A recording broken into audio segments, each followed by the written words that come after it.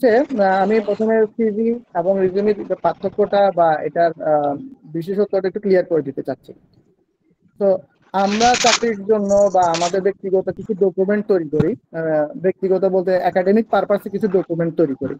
তো এটা as per definition বলেন বা এক এক দেশের প্রেক্ষাপটে কিন্তু এটাকে আমরা এক এক নামে পরিচিত। তো আমাদের যে বাংলাদেশ বা এই সাবকন্টিনেন্ট যে দেশগুলো আছে, এই দেশগুলোতে সাধারণত জবের জন্য যে ডকুমেন্টেশনটা তৈরি করা হয়, সাধারণত এটাকে আমরা সিভি হিসেবে কিন্তু আমরা সিভি নামেই কিন্তু আমরা বেশি চিনি বা বলি বা ডাকি, যেটাই বলি না কেন, ঠিক আছে? তো এটাতে কনফিউজ হওয়ার কিছু নাই যে এটাকে আমরা সিভি বলবো নাকি রিজুমি বলবো। হ্যাঁ, তবে যদি কেউ এই চাকরির ডকুমেন্টটাকে আপনাকে রিজুমি নামে চাই, অবশ্যই তার সাথে আপনি রিজুমি নামে সম্বোধন করাটা যুক্তিসঙ্গত হবে। অর্থাৎ কোনো রিক্রুটার যদি বলে আপনার রিজুমিটা আমাকে দেন, তাহলে অবশ্যই আপনাকে আপনার এই যে জবের যে অ্যাপ্লিকেশন বা ডকুমেন্টেশনটা, এটাকে রিজুমি নামে কিন্তু আপনি উপস্থাপন করার চেষ্টা করবেন। যদি তারা সিভি নামে চায়, তাহলে সেটাকে সিভি নামে উপস্থাপন করার চেষ্টা করবেন। যদি তারা কেউ সিভি চায়, তাহলে আপনারা সেটাকে রিজুমি লেখার দরকার নেই। আর যদি রিজুমি চায়, সেটা আপনাদেরকে সিভি লেখার দরকার নাই। এভাবে টেকনিক্যাল ইস্যুগুলো আমরা অ্যাভয়েড করতে পারি। সো আমরা শুরুতেই বলছি যে সাধারণত সিভিটা একাডেমিক পারপাসে ইউজ হয়, আর জবের জন্য রিজুমিটা ইউজ হয়। কিন্তু আমাদের দেশের প্রেক্ষাপটে জবের এই অ্যাপ্লিকেশনটাই হচ্ছে আমরা সিভি নামে বেশি পরিচিত। তো প্রথমেই আপনাদেরকে এই জিনিসটা ক্লিয়ার করে দিলাম। এখন আপনারা যদি জানার জন্য জানতে চান যে সিভি এবং রিজুমির মধ্যে পার্থক্যটা কোথায়, গঠনগত কিছু পার্থক্য আছে। সেই পার্থক্যগুলো হচ্ছে, আমরা সাধারণত রিজুমি যেটা বলি, সেটা 1 পেজ কিংবা 2 পেজ হতে পারে। ক্ষেত্রে বিশেষে এটা 3 পেজও হতে পারে, যাদের অনেক বেশি অভিজ্ঞতা আছে। তবে ফ্রেশারদের জন্য 1 পেজ সিভিটা সবচাইতে আহ 1 পেজ বা 2 পেজই যথেষ্ট। 3 পেজের কোনো প্রয়োজন নাই। আচ্ছা। আর রিজুমি যথেষ্ট। আর সিভিটা সিভিটা আমার 10 পেজও হতে পারে, অভিজ্ঞতার উপরে বেস করে 10 পেজের। তো আমরা যেহেতু বাংলাদেশের প্রেক্ষাপটে সিভিটাকেই আমরা জবের অ্যাপ্লিকেশন হিসেবে আমরা ব্যবহার করব, সেক্ষেত্রে 2 পেজ, আমার মতো 1 পেজ, তাহলে 2 পেজটাই সবচেয়ে সুন্দর লাগে আমাকে। 2 পেজে মোটামুটি অনেক কিছু দেওয়া যায়। তো আপনারা 1 পেজ হোক বা 2 পেজ হোক, আপনারা সিভিটা করতে পারেন 3 পেজ। যারা খুবই অভিজ্ঞ, বলতে জবের এক্সপিরিয়েন্স অনেক বেশি, হ্যাঁ, তারা গিয়ে আপনারা 3 পেজ দিতে পারেন। মূল বিষয়টা হচ্ছে পেজ আমি কম দিলাম বা বেশি দিলাম সেই বিষয়টা না। মূল বিষয়টা হচ্ছে আমি নিজের ইনফরমেশন গুলো বা নিজেকে কতটা সুন্দরভাবে, যোগ্যভাবে আমার এই ডকুমেন্টেশনটাতে আমি তুলে ধরতে পারছি। আশা করছি সবাই বুঝতে পারছেন। তো এখানে আমরা এই স্লাইডটাতে আপনার সিভি এবং রিজিউমের হচ্ছে যে পার্থক্যগুলো বুঝতে পারলেন সহজে। আর আমি তো বাকি বিষয়টা বললাম যে আমাদের দেশের প্রেক্ষাপটে সিভিটা আসলে কেন আমরা ডাকি, সিভি নামে কেন আমরা বেশি পরিচিত। আচ্ছা, এখন আমরা যেটা বললাম যে অনেকে আপনার স্টুডেন্ট জয়েন করেছেন, অনেকে প্রফেশনাল জয়েন করেছেন, বা অনেকে তো জানার জন্য জানতে চান যে আসলে দুটোর মধ্যে পার্থক্য কি। তো সিভি রিজুমি পার্থক্যের পরে আমরা এবার একটা একটা আপনার স্লাইডে দেখতে পাচ্ছেন, দুই দিকে আমরা কিন্তু দুটো পয়েন্ট আলাদা করছি। এখানে পার্থক্য করলাম একজন প্রফেশনাল বা এক্সপেরিয়েন্স একজন পার্সনের সিভিতে সাধারণত কোন কোন বিষয়গুলো থাকাটা জরুরি, এবং একজন ফ্রেশারের কোন কোন পয়েন্টগুলো থাকা জরুরি একটা সিভিতে। তো আপনারা এটাও স্ক্রিনশট নিয়ে রাখতে পারেন, পরবর্তীতে আপনারা একটু মিলিয়ে দেখবেন যে এই বিষয়গুলো আপনাদের সিভি গুলোর মধ্যে উল্লেখ আছে কিনা। এখানে আরো কম আর কোনো সুযোগ তেমন একটা নাই। তবে আরো কিছু টুকটাক পয়েন্ট আপনারা অনেকে একটু অ্যাড করতে পারেন, সেটা আপনাদের ইনফরমেশন গুলো থাকার উপর নির্ভর করবে।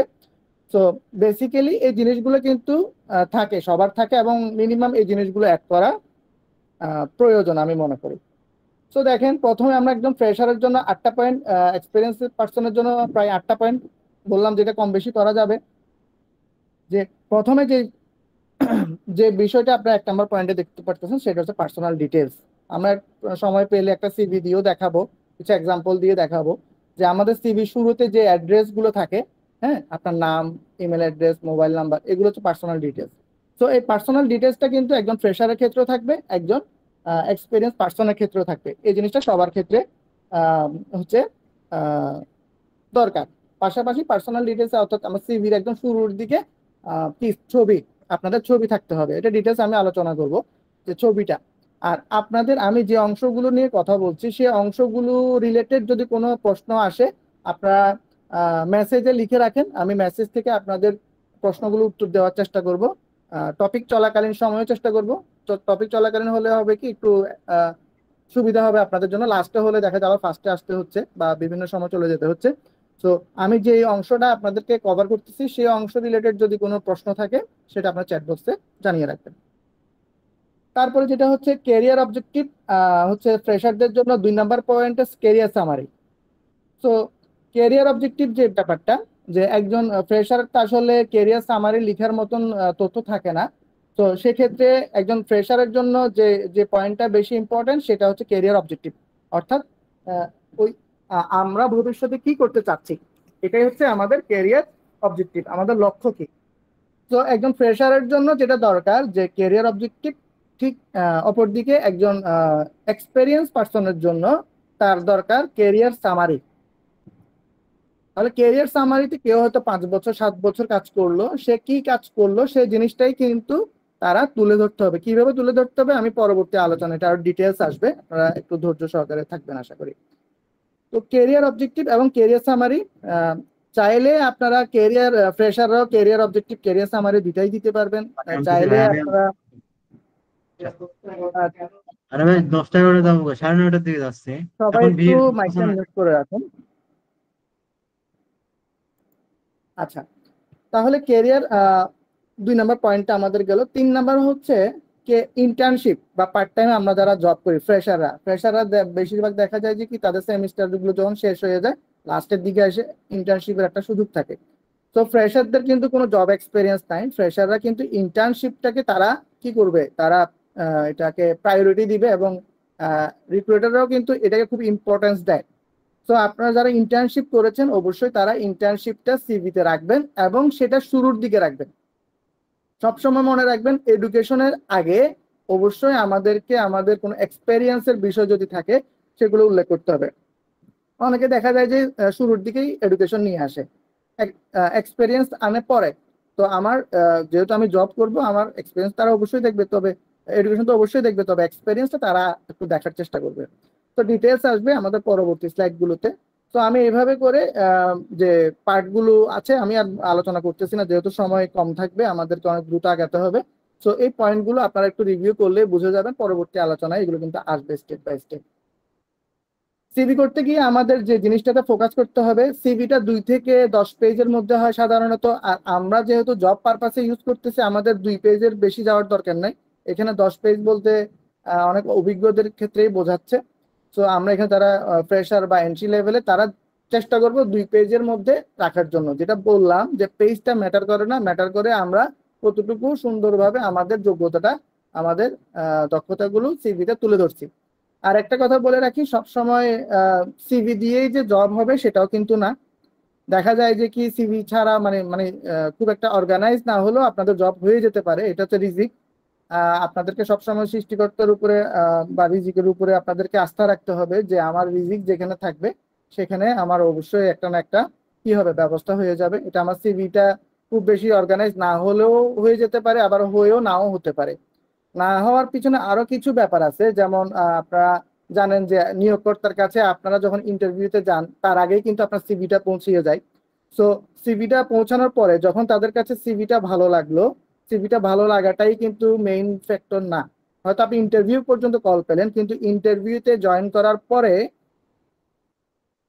সিভিতে আপনি যে ইনফরমেশন গুলো দিয়েছেন সেই ইনফরমেশন গুলো কারেক্ট হতে হবে এবং সেই স্কিল গুলো আপনাকে ইন্টারভিউতে প্রুফ করতে হবে। সো এই জিনিসগুলো যদি না পারেন প্রুফ করতে তাহলে কিন্তু আপনার জবটা হবে না। তো সিভি লিখার ক্ষেত্রে অবশ্যই মনে রাখবেন যে আমি এখানে কোনো ভুলভাল তথ্য দেওয়ার কোনো সুযোগ কিন্তু এখানে নাই। আমি ইচ্ছে মতন মন গড়া দিয়ে দিলাম তাহলে কিন্তু হবে না। তো ডিটেলস আলোচনায় এই জিনিসগুলো আসবে, আমি একটু কুইকলি গো থ্রু করে যাচ্ছি। ফন্ট আপনারা অবশ্যই সিভিতে প্রফেশনাল ফন্ট ইউজ করবেন, বেশি স্টাইলিশ ফন্ট দেওয়ার দরকার নাই। ফন্ট সাইজ 12 থেকে 14 বলতে শুধু মেইন পয়েন্টগুলো যদি হয় সেক্ষেত্রে একটু বড় দিতে পারেন, কিন্তু রেগুলার যে পয়েন্টগুলো সেগুলো হচ্ছে আপনার 12ই রাখবেন। 11 দিতে পারেন কোনো সমস্যা, তবে 10কেও দিয়েন না, 10 দিলে একটু বেশি ছোট হয়ে যায়।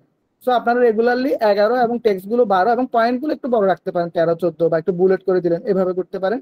ফাইল ফরম্যাট আপনারা ওয়ার্ডে লিখবেন বা যেখানেই করেন না কেন পিডিএফ এ এটাকে অবশ্যই ফরম্যাট করে দিবেন সিভিটা মেইলে সেন্ড করার পূর্বে।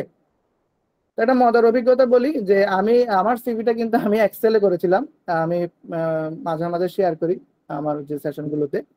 তো এই এক্সেলে আপনার অর্থাৎ আমি প্রাথমিকভাবে তো আপনি ওয়ার্ডে করেন, ক্যানভাতে করেন, যেটাতেই করেন না কেন, কিন্তু এটা আপনি পিডিএফ এ কনভার্ট করতে পারেন। তো আমার আমার প্ল্যান ছিল যে আমি এক্সেলে করব, এক্সেলে করে হচ্ছে এটাকে আমি পিডিএফ এ কনভার্ট করব দেওয়ার আগে। তো আপনাদের মতো কোনো একজন সে খুব ধরছে আমাকে যে ভাইয়া আমাকে কি বলে আমাকে আপনি একটা সিভি লিখতে সাহায্য করেন। তো এমন সাহায্য করেন বলতে এমন এমন ভাবে মানে সে আমার হাতে পায়ে ধরা শুরু করে দিল যে আমি তাকে তার সিভিটা দিবে, আমি তাকে কি করে দিব, একটু একটু সেটিংটা করে দিব। তো আমার যেহেতু আমি সিভিটা আমারটা এক্সেলে করছিলাম, তো আমি একটু চিন্তা করলাম ওটা এক্সেলে করে ওকে আমি দিলাম। দিয়ে বললাম যে তুমি এটা সেন্ড করার আগে এটা এডিট করবা আর যেখানে যেখানে প্রয়োজন, এবং সেন্ড করার আগে এটাকে মাস্ট বি পিডিএফ করে পাঠাবা। আচ্ছা, ওই ছেলে করলো কি, আমি সাধারণত এই কারণে কাউকে দিই না, ওই ছেলে করলো কি সবকিছু করছে কিন্তু ও সেন্ড করার আগে ভুলে ওই এক্সেল ফরম্যাটটাই পাঠিয়ে দিয়েছে, পিডিএফ আর করে নাই। এখন তো আমাকে কিছুদিন পরে বলতেছে ভাই একটা ঘটনা তো ঘটে গেছে। তো কি হলো, ভাইয়া আমি তো আপনি এক্সেল কে পিডিএফ করতে বলছেন, আমি ভুলে কি করছি পাঠাই দিছি। তো কি হইলো তাহলে এখন, বলতে ভাইয়া ওরা তো আমি এক্সেলে সিভি করছি এটা দেখার জন্য আমাকে ইন্টারভিউতে কল করছে। এই হলো মজার অভিজ্ঞতা সিভি নিয়ে। তো আপনারা আশা করি এই ভুলটা কেউ করবেন না। আপনারা সবাই পিডিএফ ফরম্যাটেই আপনারা ওয়ার্ডে করে পিডিএফ ফরম্যাটেই আপনারা সিভিটা সেন্ড করবেন। অনেকেই করে কি একটু ওই যে গ্রাফিক ফটোশপ বা ক্যানভা এগুলো দিয়ে ইউজ করে খুব কালারফুল সিভি করে। হ্যাঁ, তো এটা কখনোই আপনারা করবেন না। কেন, কালারফুল সিভি যেটা হয় যে নিয়োগকর্তা তার কালার প্রিন্টারে প্রিন্ট করবে না, তারা করবে কি সাদা কালো প্রিন্টারে করবে। তো তখন আপনি যখন আপনি আপনার সিভিতে আপনার কালার ইউজ করবেন তখন কিন্তু প্রিন্ট করলে এটা কিন্তু খুব বাজে হয়ে যাবে। অনেক সময় দেখা যায় যে কি লেখা পড়াও যায় না। তো আমি অনেক সিভি পাই যেগুলোতে এই অবস্থা হয়। তো আপনারা অবশ্যই কালারটা অ্যাভয়েড করবেন। এবং হচ্ছে আপনারা যদি হচ্ছে প্রিন্ট কপি দেন সেক্ষেত্রে আপনি কালারফুল আপনি ইউজ করে আপনি কালার প্রিন্টারে প্রিন্ট করার সমস্যা নাই, কিন্তু সফট কপি যখন হবে তখন অবশ্যই আপনারা গ্রাফিকের যে কাজকর্মগুলো আছে বা কালারফুল সিভি এগুলো আপনারা অ্যাভয়েড করবেন। পেজে অবশ্যই পেজ নাম্বার এবং প্রয়োজনে হেডার যদি আপনি দিতে পারেন খুবই ভালো, কেননা আপনি 2 পেজে একটা সিভি দিলেন, সেকেন্ড পেজ, প্রথম পেজ এবং দ্বিতীয় পেজ যদি কোনো কারণে বেশি দিক হয়ে যায় তখন খুঁজে পেতে কিন্তু এটা সহায়তা করবে। আচ্ছা, সিভির শুরুতে যে জিনিসটা থাকে যে আপনার যে হেডিংটা বললাম পার্সোনাল ডিটেলস, এই পার্সোনাল ডিটেলসে যাওয়ার আগে আপনাদেরকে যে যে জিনিসটা দিকে খেয়াল করতে হবে যে প্রত্যেকটা ডকুমেন্টেরই কিন্তু একটা নাম আছে। তো আপনারা আসলে বা সত্যিকার অর্থে কতটুকু অর্গানাইজ বা সাজানো গুছানো এই জিনিসগুলো বোঝা যাবে যে আপনার ফাইল নেমটা কেমন। হ্যাঁ, অনেক সিভি আমি দেখি বা আপনারা যদি এখানে প্রায় শতাধিক হচ্ছে পার্টিসিপেন্টস আছেন, আপনারা যদি নিজেদের সিভি গুলো দেখেন, একটু জালাল ভাই একটু রিকোয়েস্ট করবো মাইক সবগুলো একটু মিউট করে দিতে। নমস্কার, থ্যাংক ইউ। তো যেটা হচ্ছে আপনারাই যদি আপনাদের সিভিটা একটু দেখেন তাহলে এই জিনিসটা মার্ক করবেন যে অনেকের সিভিতে ফাইল নেমে লেখা মাই সিভি, অনেকের আপডেট সিভি, অনেকের সংখ্যা টঙ্কা হাবিজাবি মিলেমিশে একাকার হয়ে গেছে। তো এই এই জিনিসটাতে আমাদের ফোকাস করতে হবে সবার শুরুতে। প্রথমেই সিভি যখন আমরা রাইট করব তখন আমাকে মাথায় রাখতে হবে আমার সিভির ফাইল নেমটা ঠিক আছে কিনা।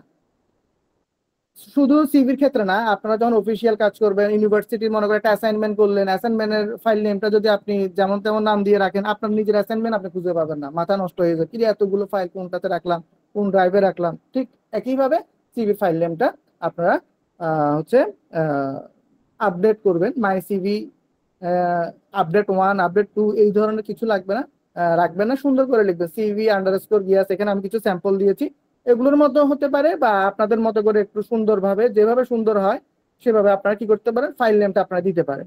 ঠিক আছে, তো ফাইল নেমটা ফার্স্ট বিষয় হচ্ছে ফাইল নেম। আচ্ছা, এখন পার্সোনাল ডিটেলসে আসতেছি। আমি এবার সিভির ভিতরে ঢুকলাম যে আসলে কিভাবে আমি সিভিটাকে কি করব, আপডেট করব। আচ্ছা, তো দেখেন প্রথমে যে ছবির কথা বলছিলাম যে আমরা অবশ্যই প্রফেশনাল ছবি দিতে হবে সিভির উপরে। আপনার ডান পাশে দেন বা বাম পাশে দেন, আমি সিভিতে যাবো একটু পরে, আমি আগে স্লাইডের যে পয়েন্টগুলো শেষ করে নিই। ডান পাশে দেন বাম পাশে দেন, কিন্তু আপনার ছবিটা তো প্রফেশনাল হইতে হবে। দেখা যাচ্ছে আপনার বিয়ে বাড়িতে গেছেন, ওই অবস্থায় একটা সেলফি তুলে আপনার সিভিতে অ্যাড করে দিয়েছেন, বা স্কুলের বা কলেজের একটা ছবি অ্যাড করে দিয়েছেন। সো এই কাজটা কখনোই করা যাবে না। একটা স্টুডিওতে গিয়ে আপনার একটা ছবি তুলবেন, এটা ভাই আপনার ইনকাম, তো এটা তো আপনার ইনকাম সোর্স, এটা আপনার কেরিয়ার। তো এখানে তো হেলাফেলা করা যাবে না। যখন একজন নিয়োগকর্তা দেখবে আপনার বিয়ে বাড়িতে গিয়ে একটা সেলফি তুলে সিভিতে দিচ্ছেন, তখন সে আপনাকে স্মার্ট মনে করবে না। সে মনে করবে এই ছেলে তো কেয়ারলেস, ও তো আমার জবে আসলে আমার কোম্পানি লাল বাতি জ্বালিয়ে দিবে। ঠিক আছে?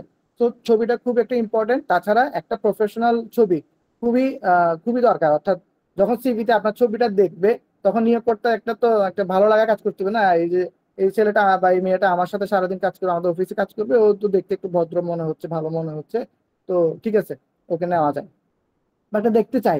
ঠিক আছে? তো এটা এটা খুবই দরকার। আম, এই জন্য আপনারা রিসেন্ট একটা ছবি দিবেন, প্রফেশনাল একটা ভালো পোশাক পরা, এমন না যে কোটটাই পরতে হবে, এটাও না। আপনার একটা ভদ্র একটা ভালো পোশাক পরে আপনারা ছবি দিবেন। ছবিটা রেজুলেশন একটু ভালো হইতে হবে। দেখা যায় যে কি রেজুলেশন মানে খুবই খারাপ, দেখা যাচ্ছে না ক্লিয়ারলি। হ্যাঁ, এবং হচ্ছে যে ছবির সাথে যদি একটা বর্ডার দেন, অনেক সময় দেখা যায় যে ছবিটার ব্যাকগ্রাউন্ড হচ্ছে হোয়াইট, আপনার সিভিটাও হোয়াইট, তখন পুরো ব্যাকগ্রাউন্ডটাই হোয়াইট হয়ে যাচ্ছে। তো এটা একটা বর্ডার দিলে তো দেখতে ভালো লাগবে। তো সময় কম, আমি একটু দ্রুতই যাচ্ছি। আর আপনাদের কোয়েশ্চেন গুলো অবশ্যই, যে জিনিসগুলো বুঝতে অসুবিধা হচ্ছে বা আমার এই আলোচনা থেকে মনে প্রশ্ন আসতেছে, আপনারা অবশ্যই মেসেজে আপনারা আপনাদের কোয়েশ্চেন গুলো করবেন। তাহলে টপিক রিলেটেড বিষয়গুলো আমি চেষ্টা করবো যে এই টপিকগুলো কভার করতে করতে হচ্ছে ক্লিয়ার করে দিতে আপনাদেরকে। আচ্ছা, এখন আসেন হেডিং এ। অর্থাৎ আমার হেডিং এ তো এক পাশে ছবি থাকে, আরেক পাশে আমার যে অ্যাড্রেস গুলো থাকে। তো সেক্ষেত্রে প্রথমে আমরা আমাদের নাম দিব, নাম মেনশন করব। আমাদের যেই নামটা সার্টিফিকেটে আছে সেই নামটা আমরা ইউজ করব। ঠিক আছে? এবং এই নামটা একটু বড় করে দিব। স্বাভাবিকভাবে যদি আমরা রেগুলার ফন্টগুলো 11 বা 12 ইউজ করি, তাহলে আমরা এটা 14, 15 এভাবে করে বোল্ড করে দিব। নামটাকে একটু হাইলাইট করে দিব। এরপরে নামের নিচে আমরা কিছু ইনফরমেশন রাখবো, সেটা হচ্ছে আমাদের হোয়াটসঅ্যাপ নাম্বার, ইমেল অ্যাড্রেস, হ্যাঁ, আমাদের লিঙ্কডইন প্রোফাইল। যেটা আমি বলবো যে আপনারা অনেকেই লিঙ্কডইন ইউজ করেন, কিন্তু লিঙ্কডইন প্রোফাইল সিভিতে অ্যাড করেন না। আমি প্রায় দেখি আমাকে সিভি দিচ্ছে রিভিউ করতে, অথচ তারা লিঙ্কডইন অ্যাকাউন্ট আছে, থ্রু লিঙ্কডইনই তারা আমাকে চিনতেছে, আমাকে সিভি গুলো দিচ্ছে, কিন্তু তারা লিঙ্কডইনের লিঙ্কটাই আপনার কি সিভিতে অ্যাড করতেছে না। তো আপনাদেরকে যে কাজটা করতে হবে, অবশ্যই আপনাদের সিভিতে লিঙ্কডইনের হচ্ছে লিঙ্কটা অ্যাড করতে হবে। এবং এই লিঙ্কডইন টা অ্যাড করতে গিয়ে আপনাদেরকে আরেকটা যে কাজ করতে হবে, সেটা হচ্ছে লিঙ্কডইন প্রোফাইলটা আপডেট করতে হবে। কারণ আপনার যেমন তেমন একটা লিঙ্কডইন প্রোফাইল আছে, সেটার আবার লিঙ্ক যদি আপনি এখানে অ্যাড করে দেন, তাহলে অবশ্য আপনি ধরা খাবেন নিশ্চিত। তো আমরা অবশ্যই লিঙ্কডইনের লিঙ্ক অ্যাড করব, এবং অ্যাড করার সাথে সাথে আমাদের লিঙ্কডইন প্রোফাইলটা আপডেট করব। কেন করব সেটা আপনাদেরকে বলছি এখন। যে লিঙ্কডইন প্রোফাইল বা লিঙ্কডইন হচ্ছে একটা প্রফেশনাল প্ল্যাটফর্ম। এখানে কিন্তু অনেক নিয়োগকর্তা থেকে শুরু করে অনেক অর্গানাইজেশনের সিনিয়র জুনিয়র অনেক রিক্রুটাররা কিন্তু এখানে থাকে।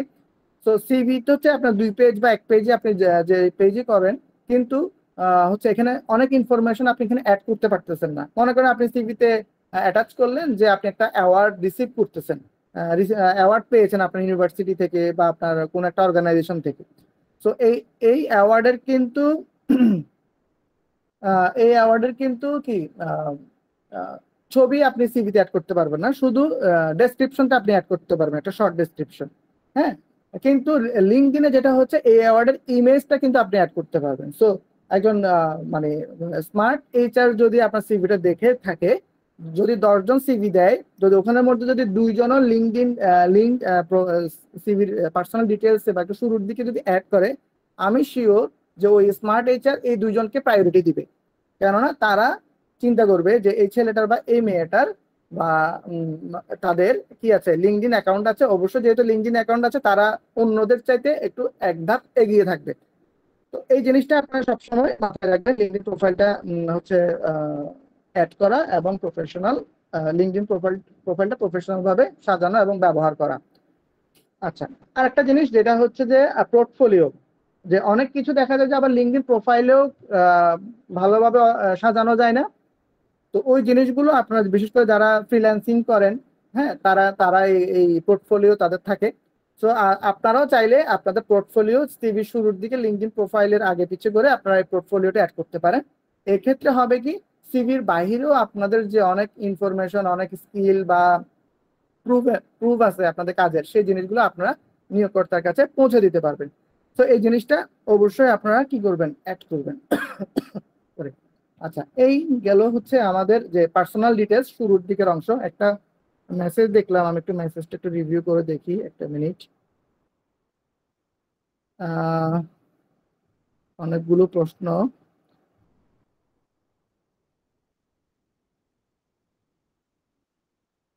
আচ্ছা, জান্নাতুল নাইম প্রমিস, সিভি ফরম্যাট কোনটা দিলে ভালো হবে? ইউরোপাস ফরম্যাট কি শুধু স্কলারশিপের জন্য? আসলে সিভির কোনো মানে আমার কোনো শেয়ারিং যদি আপনাদের মনে হয় ত্রুটিপূর্ণ বা ভুল, আমি প্রথমে আপনাদের কাছে ক্ষমা চেয়ে নিব।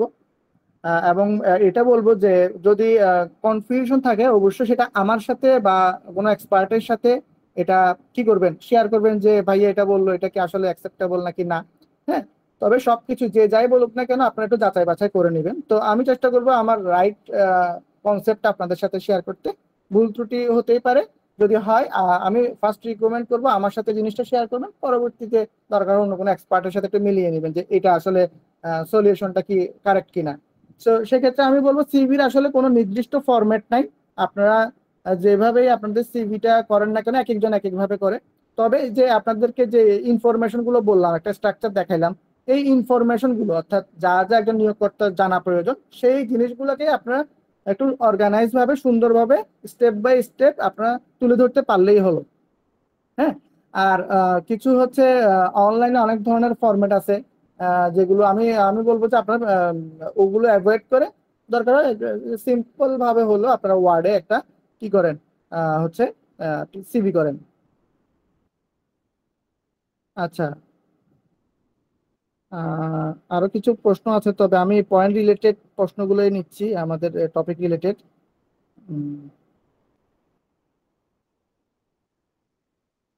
আচ্ছা, ফটো ল্যাব প্রিন্ট হলে কোনো প্রবলেম হবে কিনা? আচ্ছা, ওই যে ফটোর ক্ষেত্রে আহ, আপনি ফটো থেকে নেন, ফটো ল্যাব থেকে নেন আর স্টুডিও থেকে নেন, আমি যেটা বলতে চাই আপনি এনশিওর করবেন শুধু ছবিটা দেখতে প্রফেশনাল লাগতেছে। ঠিক আছে। আচ্ছা, আরেকজন বললেন স্যার ডোমেইন হিসেবে জিমেল কেন ব্যবহার করতে চান? আহ, আচ্ছা, যিনি প্রশ্নটা আহ, আহ, করেছেন আমি আপনার প্রশ্নটা বুঝি নাই, আপনি পরবর্তীতে আপনি ভয়েসে এসে আপনি প্রশ্নটা করে নিয়েন। আর এটিএস ফরম্যাট, এটিএস ফরম্যাট নিয়ে একজন বলেছেন, আসলে এটিএস ফরম্যাট, হ্যাঁ সুন্দর প্রশ্ন করাতে এই জিনিসটা আসলো সামনে। অনেকে আমরা বলি যে সিভি তো করলাম, এখন অনেকে বলতেছে এটা এটিএস ফরম্যাট না, বা এটা এটিএস ফরম্যাটের হয়েছে, তো এটা আসলে এটিএস ফরম্যাটটা কি? তো এটিএস ফরম্যাটটা আসলে এমন একটা ফরম্যাট যে ফরম্যাট যেটা ফিল্টারিং করে একটা সিভি কে। তো সেক্ষেত্রে একটা একটা সফটওয়্যার বলতে পারেন বা একটা প্রসেস বলতে পারেন। তো যখন ফিল্টারিং করে তখন তাদের একটা একজন নিয়োগকর্তা মনে করেন তাদের সরি তারা একটা সার্কুলার দিল, তাদের সার্কুলারে কিন্তু হাজার হাজার ছেলে মেয়ে কি করলো, অ্যাপ্লাই করলো। তো এতগুলো আসলে এতগুলো সিভি থেকে তারা শর্ট আউট করাটা খুব ডিফিকাল্ট হয়ে যায়। তো এই জন্য তারা কিছু অ্যাপস বা সফটওয়্যারের হচ্ছে কি দ্বারস্থ হয়, যার কারণে তারা রাইট ক্যান্ডিডেট অল্প সময়ের মধ্যে কি করতে পারে, খুঁজে পেতে পারে। তো তো এই জন্যই কিন্তু তারা এটিএস ফরম্যাটের কিছু অ্যাপস ইউজ করে, যদিও আমাদের দেশে সবাই এটা ইউজ করে বলে আমার মনে হয় না। খুব টপ লেভেলের হয়তো কিছু কিছু প্রতিষ্ঠান এটিএস ফরম্যাট দিয়ে তো তাদের সিভিটা স্ক্রিনিং করে। তবে ম্যাক্সিমাম কিন্তু এখনো আমার যতটুকু মনে হয় সনাতন পদ্ধতিতেই তারা কি করে, সিভিগুলো যাচাই বাছাই করে। তো আচ্ছা, যদি আমি ধরে নিই এটিএস ফরম্যাট, আমার যে প্রসেসে হোক আমার সিভিতে এটিএস ফরম্যাট কিনা সেটা আমি জানবো, এবং আজকের সেশনে কিন্তু আমি এমন ভাবে বলবো যেন আপনাদের সিভি গুলো এটিএস ফরম্যাটের মধ্যে পড়ে, দরকার না হলেও যেন এটিএস ফরম্যাটের মধ্যে পড়ে। সেক্ষেত্রে আমি প্রথমে যেটা বলে দিয়েছি যে কালারফুল, আপনার কালার ইউজ করবেন না। ঠিক আছে। তারপরে হচ্ছে কোনো টেবিল ইউজ করবেন না, আমরা অনেকেই করি না এসএসসি এইচএসসি টেবিল করে আমরা কি করি, আহ, কি করি, ঘর ঘর করে আমাদের ইনফরমেশন গুলো দেই, এই জিনিসগুলো করবেন না। ঠিক আছে। তো এই এই বিষয়গুলো মূলত আপনারা হচ্ছে অ্যাভয়েড করতে পারলে আপনারা এটিএস ফরম্যাটের আওতায় করবেন না। আর খুব ভালো হচ্ছে যেটা হয় যে এখন তো আসলে অনলাইনের যুগ, চ্যাট জিপিটির যুগ, এখন একটা সিভি রেডি করা কোনো বিষয় না। আমি আপনাদের আজকে এই এই সেশনে আপনাদেরকে বলবো কিছু না, আপনারা যদি চ্যাট জিপিটি ইউজ করেন তাহলে আপনারা খুব সুন্দরভাবে আপনাদের সিভিটা সাজাতে পারবেন। বিশেষ করে যে টেক্সট গুলো বা কন্টেন্ট গুলোর দরকার হয় একটা সিভির জন্য, জব ডেসক্রিপশন লেখা ক্যারিয়ার অবজেক্টিভ লেখা, ক্যারিয়ার সামারি লেখা। হ্যাঁ, তো এগুলোর জন্য হচ্ছে চ্যাট জিপিটি বা অন্যান্য যে এআই টুলস গুলো আছে সেগুলো কিন্তু খুব হেল্পফুল হবে। তো আগে তো এই সুযোগটা ছিল না।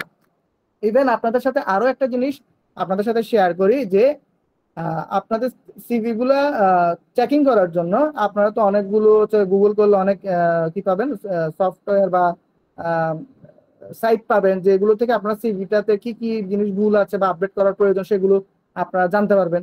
তাছাড়া চ্যাট জিপিটিকেই যদি আপনার সিভিটা অ্যাটাচ করে দেন, যদি বলেন চ্যাট জিপিটিকে যে আমার এই সিভিটাতে কোন কোন পার্টগুলোতে তুমি মনে করতেছো যে আপডেট করা প্রয়োজন, ইংরেজিতেও লেখার দরকার নেই, বাংলাতেও লেখা, আপনি যদি বাংলিশও লেখেন সে কিন্তু বুঝে যাবে। হ্যাঁ, তো সে কিন্তু খুব সুন্দরভাবে কিন্তু আপনাকে রিপ্লাইটা দিবে। সো ওটা দেখে দেখেও কিন্তু আপনি অনেকটাই আপনার সিভিটা যে স্পেলিং এরর, গ্রামাটিক্যাল এরর বা আরো যে এরর গুলো আছে সেই এরর গুলো কিন্তু খুব খুব সহজে কিন্তু ফাইন্ড আউট করে সিভিটা আপডেট করে ফেলতে পারবেন। তো আমি কিছু টিপস দিয়ে দিলাম যে টিপস গুলো আপনাদের জন্য অনেক হেল্পফুল হবে বলে আমি মনে করি। আচ্ছা, এখন যেটা আমরা বলছিলাম যে আমরা 1 নাম্বার পয়েন্টে বলছিলাম ক্যারিয়ার ডিটেলস। তো এই ক্যারিয়ার ডিটেলসটা সবাই হচ্ছে আপনারা এতক্ষণের আলোচনা থেকে জানতে পারলেন। ক্যারিয়ার ডিটেলসটা প্রফেশনালদের জন্য যেটা যেমন একজন স্টুডেন্টদের জন্য বা ফ্রেশারের জন্য তেমন, এটাতে কোনো পার্থক্য নাই। এবং একটা জিনিস, একটা কনফিউশন অনেকের মধ্যে থাকে যে ভাইয়া বিদেশের যে সিভি গুলা সেগুলোতে তো ছবি দেখি না, তো আমরা কি ছবি দিব?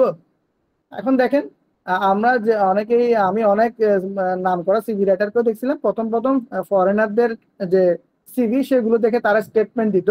বর্তমানে তারা অনেক আপডেট হয়েছে, তারা এখন বুঝতে পারছে যে না, আমার কান্ট্রির উপরে বেস করে কিন্তু আমাদের অনেক কিছু নির্ভর করে। যেমন একদম ওয়েস্টার্ন কান্ট্রির যে ড্রেস আপ আর আমাদের বাংলাদেশের মানুষের ড্রেস আপ তো বা জীবন জীবন ব্যবস্থা তো একরকম না, ভিন্ন ভিন্ন। তো আমি তো সবকিছু অন্য দেশের সাথে তুলনা করে করতে পারবো না, আমার দেশের প্রেক্ষাপট চিন্তা করে আমাকে কাজ করতে হবে। তো যেটা বলতেছি, উন্নত দেশে হচ্ছে যে ছবি ইউজ করে না বেশিরভাগ ক্ষেত্রে। তো ওরা একটু অন্য ধাঁচের হয় ওদের সিভি গুলো বা রিজুমি গুলো, তো ওদের সাথে আমরা সবকিছু মিলিয়ে পারবো না, কিছু কিছু জিনিস আমাদেরকে অবশ্যই আমাদের মতো করে করতে হবে। তো আমাদের দেশের প্রেক্ষাপটে কিন্তু সিভির সাথে একটা ছবি ম্যাক্সিমাম অর্গানাইজেশনে কিন্তু চাই যে আমার ক্যান্ডিডেটকে একটু দেখি, তাকে দেখতে কেমন চাই।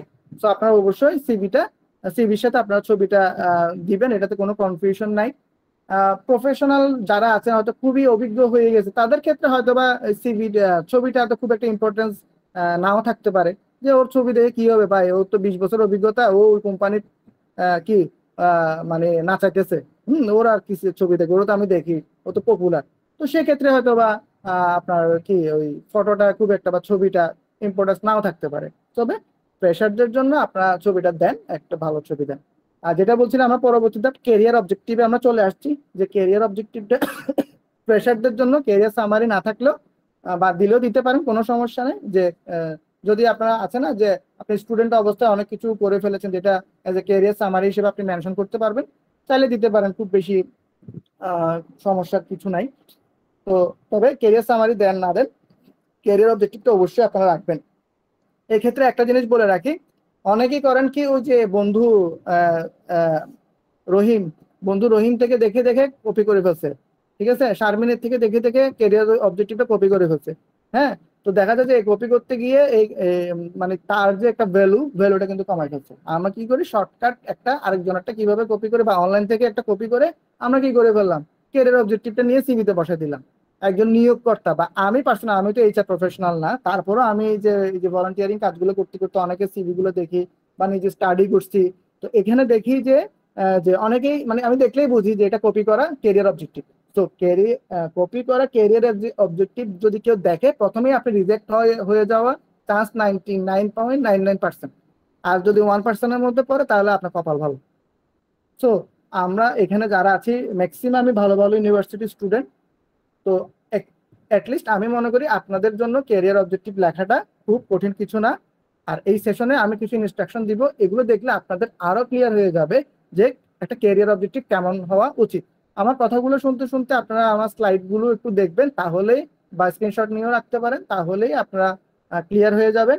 প্রয়োজনে এই বিষয়গুলো নিয়ে আরো ডিপ স্টাডি করেন, চ্যাট জিপিটি, জেমিনি, আরো অন্যান্য যে এআই টুলস গুলো আছে সেগুলো তারা স্টাডি করেন, যে ভাইয়া এটা বললো বা অমুক স্যার এটা বললো যে এটা কি ঠিক নাকি বেঠিক, তুমি আমাকে একটু, আমি তো কনফিউজ, তুমি আমাকে একটু সঠিকটা বলো।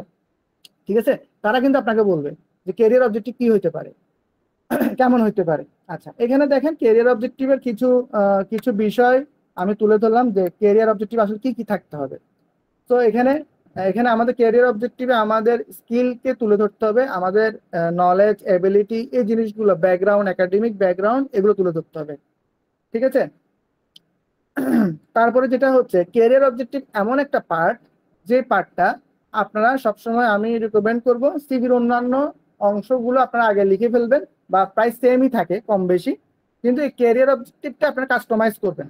অর্থাৎ একই ক্যারিয়ার অবজেক্টিভ আপনারা সবগুলো জবে দিবেন না। ঠিক আছে, আমি হয়তো একজন এইচআর প্রফেশনাল না, বা একজন প্রফেশনাল সিভি রাইটার না, এবং আমি পছন্দ করি না যে কাউকে দিয়ে সিভি লেখানো। আমি আমার যে অভিজ্ঞতা, সেই অভিজ্ঞতাগুলো অনেক রিসার্চ করছি, রিসার্চ করে যে জিনিসগুলো পেয়েছি সেগুলো আপনাদের সাথে শেয়ার করবো। আশা করি আপনারা এখান থেকে যদি কিছু নিতে পারেন, আপনারা আর আর কারোর দ্বারস্থ হতে পারবেন না, হওয়ার প্রয়োজন হবে না, আপনি নিজেরা লিখতে পারবেন। সো যে আমি স্টাডি করে যে জিনিসগুলো দেখেছি, বা এক্সপার্টদের যে অভিজ্ঞতা থেকে আমি জেনেছি, সেটা হচ্ছে যে কি আপনারা যে কেরিয়ার অবজেক্টিভটা কখনোই শুরুতে লিখবেন না, এবং জেনেরিক লিখবেন না। ঠিক আছে, এটা কাস্টমাইজ করবেন। আপনারা যে প্রতিষ্ঠানে অ্যাপ্লাই করবেন সেই প্রতিষ্ঠানকে কেন্দ্র করে আপনার ক্যারিয়ার অবজেক্টিভটা লিখবেন, সেজন্য এটা আপনার পরে লেখার চেষ্টা করবেন। ঠিক আছে, এবং এই ক্যারিয়ার অবজেক্টিভটা লেখার সময় আপনারা যে সার্কুলারের এগেইনস্টে আপনারা সিভিটা মেক করতেছেন, সেই সার্কুলারটা আপনার A to Z করতে হবে। হ্যাঁ, আমরা যেটা করি এমনিতে মানে মানে একটা অর্গানাইজেশনে হচ্ছে সার্কুলার দিল, দেখলাম, অ্যাপ্লাই করে দিলাম, কিন্তু ডেসক্রিপশনটা আমরা পড়ে দেখি না, কি স্কিল লাগবে সেটা আমরা পড়ে দেখি না। শুধু আমরা একটা গতানুগতিক একটা ক্যারিয়ার অবজেক্টিভ বা একটা সিভি আমরা সাবমিট করে দিলাম। তো এটা কখনোই করবেন না। পরে লিখতে বলার উদ্দেশ্য হচ্ছে কি আপনারা ওই জিনিসগুলো পড়বেন, পড়ে দেখবেন যে তাদের সাথে অ্যালাইন করে আপনাকে একটা ক্যারিয়ার অবজেক্টিভটা তৈরি করতে হবে। ঠিক আছে, যে তারা কেমন ক্যান্ডিডেট চাচ্ছে, তারা হচ্ছে যে কি ওই ক্যান্ডিডেট স্কিল কি, হ্যাঁ, এই জিনিসগুলো এখানে তুলে ধরতে হবে। তো যেটা হচ্ছে ক্যারিয়ার অবজেক্টিভে যেটা আপনারা স্ট্রাকচার আপনারা দেখলেন, যে স্কিল আপনারা অ্যাড করবেন, এটা লাস্টে লিখবেন, এবং এটাতে আপনাদের সম্পর্কে ভালোভাবে লিখবেন। পরবর্তী স্লাইডে চলে যাচ্ছি।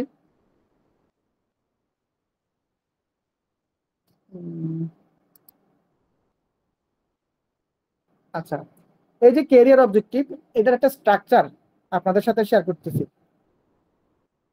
প্রত্যেকটা জিনিসের কিন্তু একটা স্ট্রাকচার ওয়াইজ যদি আপনারা ফলো করেন, হ্যাঁ, এটা একটু এদিক সেদিক হতে পারে, এটা এমন না যে এটাই ফলো করতে হবে। জাস্ট আপনাদেরকে একটা জিনিস বোঝানোর জন্য আমি একটা স্ট্রাকচার তৈরি করছি। যেমন একটা বাক্য তৈরি করতে যেমন আমাদের স্টেপ বা একটা স্ট্রাকচার, টেন্সের যেমন একটা স্ট্রাকচার আমরা ফলো করি, ঠিক একই রকম ভাবে আমরা একটা যখন ক্যারিয়ার অবজেক্টিভ বা ক্যারিয়ার সামারি তৈরি করব, তখন যদি আমরা একটা স্ট্রাকচার ফলো করি, তাহলে কিন্তু আমরা ভালো করতে পারবো। দেখেন এখানে আমাদের যে স্ট্রাকচার গুলো আমি পয়েন্ট পয়েন্ট করে হচ্ছে সাইডে আছে, আপনার স্ক্রিনশট তুলে রাখেন। যেমন স্ট্রং কোয়ালিটি, প্রথমে আপনি একটা স্ট্রং কোয়ালিটি দিয়ে শুরু করবেন। অনেকে দেখা যায় সিকিং দিয়ে শুরু করে। কিছু কিছু কিওয়ার্ড আছে আপনারা কখনোই ব্যবহার করবেন না। ঠিক আছে, সিকিং টিকিং টাইপের কোনো মানে কোনো হচ্ছে কি কিওয়ার্ড আপনারা এখানে ইউজ করবেন না। কোন কোন কিওয়ার্ড আপনারা ইউজ করবেন একটু গুগল করলেই কি পেয়ে যাবেন, যে কোন কোন কিওয়ার্ড গুলো আমার সিভির জন্য ক্ষতিকর, কোন কোন কিওয়ার্ড গুলো আমার সিভির জন্য ইফেক্টিভ। যেমন আপনি যদি বলেন কন্ট্রিবিউট, এইটা এটা ইফেক্টিভ। আপনি সাপোর্ট সাপোর্ট করেন, সাপোর্ট কিওয়ার্ডটা মনে করেন ইফেক্টিভ। কাউকে ডেভেলপ করেন, এটা একটা ইফেক্টিভ কিওয়ার্ড। সো এই ধরনের ইফেক্টিভ কিওয়ার্ড গুলো আপনারা সবসময় সিভিতে রাখেন। ঠিক ক্যারিয়ার অবজেক্টিভও একই রকম, প্রথমেই একটা স্ট্রং কোয়ালিটি একটা কিওয়ার্ড রাখবেন, যেটা দেখে নিয়োগকর্তা পজিটিভ হয়। সিভির একদম শুরুর দিকেই কিন্তু আপনাকে দেখে যদি ডিমোটিভেট হয়ে যায়, পরে কিন্তু আর দেখবে না। সো ক্যারিয়ার অবজেক্টিভ প্রথমেই যদি একটা স্ট্রং কোয়ালিটি আপনি অ্যাড করে দিতে পারেন, যেমন হাই সেলফ মোটিভেটেড, হ্যাঁ, এটা একটা স্ট্রং কোয়ালিটি। সো এরকম যখন কিওয়ার্ড গুলো আপনারা আপনারা নিয়ে আসবেন, অবশ্যই আপনাদের সিভি গুলো অনেক অনেক ইফেক্টিভ হবে। হ্যাঁ, আচ্ছা, তারপরে দেখেন 2 নম্বর point, profession or job title. হ্যাঁ, আপনি মানে স্টুডেন্ট হিসেবে যদি আছেন, আপনার গ্রাজুয়েশন আপনি এইচআর থেকে করেছেন বা মার্কেটিং, এভাবে আপনার দিবেন। 2-3টে স্কিল দিবেন। তারপরে হচ্ছে আপনি যেই কোম্পানিতে অ্যাপ্লাই করতে চাচ্ছেন সেই কোম্পানির নামটা দিবেন। এই যে একটু আগে বললাম যে এতে করে বুঝবে যে যে আপনি আসলে এই এই সার্কুলারের জন্য সিভিটা তৈরি করছেন। ঠিক আছে? তাহলে যে কোম্পানিতে আপনি হচ্ছে জব অ্যাপ্লাই করেছেন সেই কোম্পানির নাম এবং কোন পজিশনে বা এবং কোন ডিপার্টমেন্টে আপনি অ্যাপ্লাই করছেন সেই জিনিসটা আপনি এখানে কি করবেন, অ্যাড করবেন ক্যারিয়ার অবজেক্টিভে এবং টার্গেট টু অ্যাচিভ। সো আমাদের মূল লক্ষ্য হচ্ছে ক্যারিয়ার অবজেক্টিভ, প্রথমে নিজের পরিচয় এবং একাডেমিক ব্যাকগ্রাউন্ড তুলে ধরবো, আমার ক্যারিয়ার গোল কি সেটা সংক্ষেপে তুলে ধরবো, এবং কোন অর্গানাইজেশনে আমি কাজ করতে চাচ্ছি এবং কিভাবে আমি কন্ট্রিবিউট করতে চাচ্ছি, হ্যাঁ, তাদের এইচআর এ কাজ করে আমি কি চেঞ্জটা আনবো বা তাদের কিভাবে ডেভেলপ করব। হ্যাঁ, এটা এটা এই সবগুলো সংমিশ্রণ করে আপনারা কি করবেন, ক্যারিয়ার অবজেক্টিভটা তৈরি করবেন।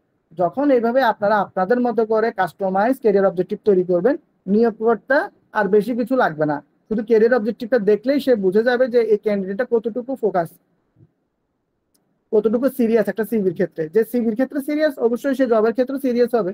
হ্যাঁ, তো এই জিনিসটা আপনারা সবসময় মাথায় রাখবেন। আমি একটা এক্সাম্পল দিয়েছি, ছবি তুলে রাখতে পারেন। আমি যে স্ট্রাকচারটা দিয়েছি এই স্ট্রাকচারটার উপরে বেস করে আপনাদের জন্য একটা একটা একটা ক্যারিয়ার অবজেক্টিভ আমি দেখালাম এখানে। সো এইভাবে করে আপনারা আপনাদের ক্যারিয়ার অবজেক্টিভ যে যার মতো করে ক্যারিয়ার অবজেক্টিভটা তৈরি করবেন। সো সময় কম, আমি একটু দ্রুতই আগাতে হচ্ছে। ক্যারিয়ার সামারি যেটা বললাম, যারা হচ্ছে একটু অভিজ্ঞ হয়ে গেছে, অনেক বছর জব করেন, তাদের ক্ষেত্রে অবশ্যই ক্যারিয়ার সামারিটা প্রয়োজন। এখানেও ক্যারিয়ার অবজেক্টিভের মতো আমি একটা স্ট্রাকচারটা দিলাম, স্ট্রং ক্যারেক্টার, তারপর হচ্ছে জব টাইটেল, তারপর হচ্ছে কত বছর তারা কাজ করছে, হ্যাঁ, তারপরে এগার টু সাপোর্ট, আপনি এখানে যেখানে অ্যাপ্লাই করতে চাচ্ছেন ওটা, ওই ইনফরমেশন গুলো জাস্ট অ্যাজ লাইক ক্যারিয়ার অবজেক্টিভের মতন। হ্যাঁ, 4 নাম্বার পয়েন্ট থেকে শুরু করবে যে ক্যারিয়ার অবজেক্টিভ আপনি যেখানে অ্যাপ্লাই করতে চাচ্ছেন সেখানে কিভাবে আপনি কন্ট্রিবিউট করতে পারবেন বা কিভাবে তাদেরকে ডেভেলপ করতে পারবেন। এখানে হচ্ছে কিছু স্ট্রাকচার দেওয়া আছে, এই স্ট্রাকচারগুলো আপনার ছবি তুলে রাখেন। আমি ডিটেলস আলোচনা করলে আসলে এটা নিয়ে অনেকক্ষণ কথা বলা যাবে, তো খুব বেশি কিছু না, আমি সংক্ষেপে যদি বলি, ক্যারিয়ার সামারিতে আপনার আপনার বর্তমানে যে কাজ করতেছেন বা আগে যে কাজ করছেন সেগুলোকে তুলে ধরবেন এবং সেই অভিজ্ঞতা দিয়ে ভবিষ্যতে যেখানে আপনি অ্যাপ্লাই করতেছেন তাদেরকে কিভাবে ইমপ্রুভ করতে পারবেন সেই জিনিসটাই আপনারা জাস্ট এই ক্যারিয়ার সামারিতে এনশিওর করবেন। তো আশা করছি আপনাদেরকে ক্যারিয়ার সামারিতে কোন বিষয়গুলো তুলে ধরতে হবে সেটা আপনারা বুঝতে পেরেছেন। আর এই যে লেখাটা প্রয়োজন, আপনারা কিছু কিওয়ার্ড দিয়ে চ্যাটজিপিটি বা অন্যান্য যে টুলস গুলো আছে সেগুলো থেকে আপনারা কি করতে পারবেন, একটা ক্যারিয়ার সামারি বের করে নিয়ে আসতে পারবেন। পরবর্তীতে সেগুলোকে আরেকটু মডিফাই করবেন নিজের মতো করে, সবকিছুতে আবার চ্যাটজিপিটির উপরে নির্ভর করা উচিত না।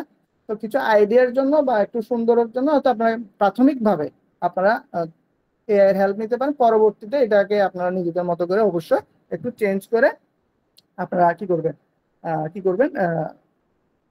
অ্যাড করবেন সিভিতে।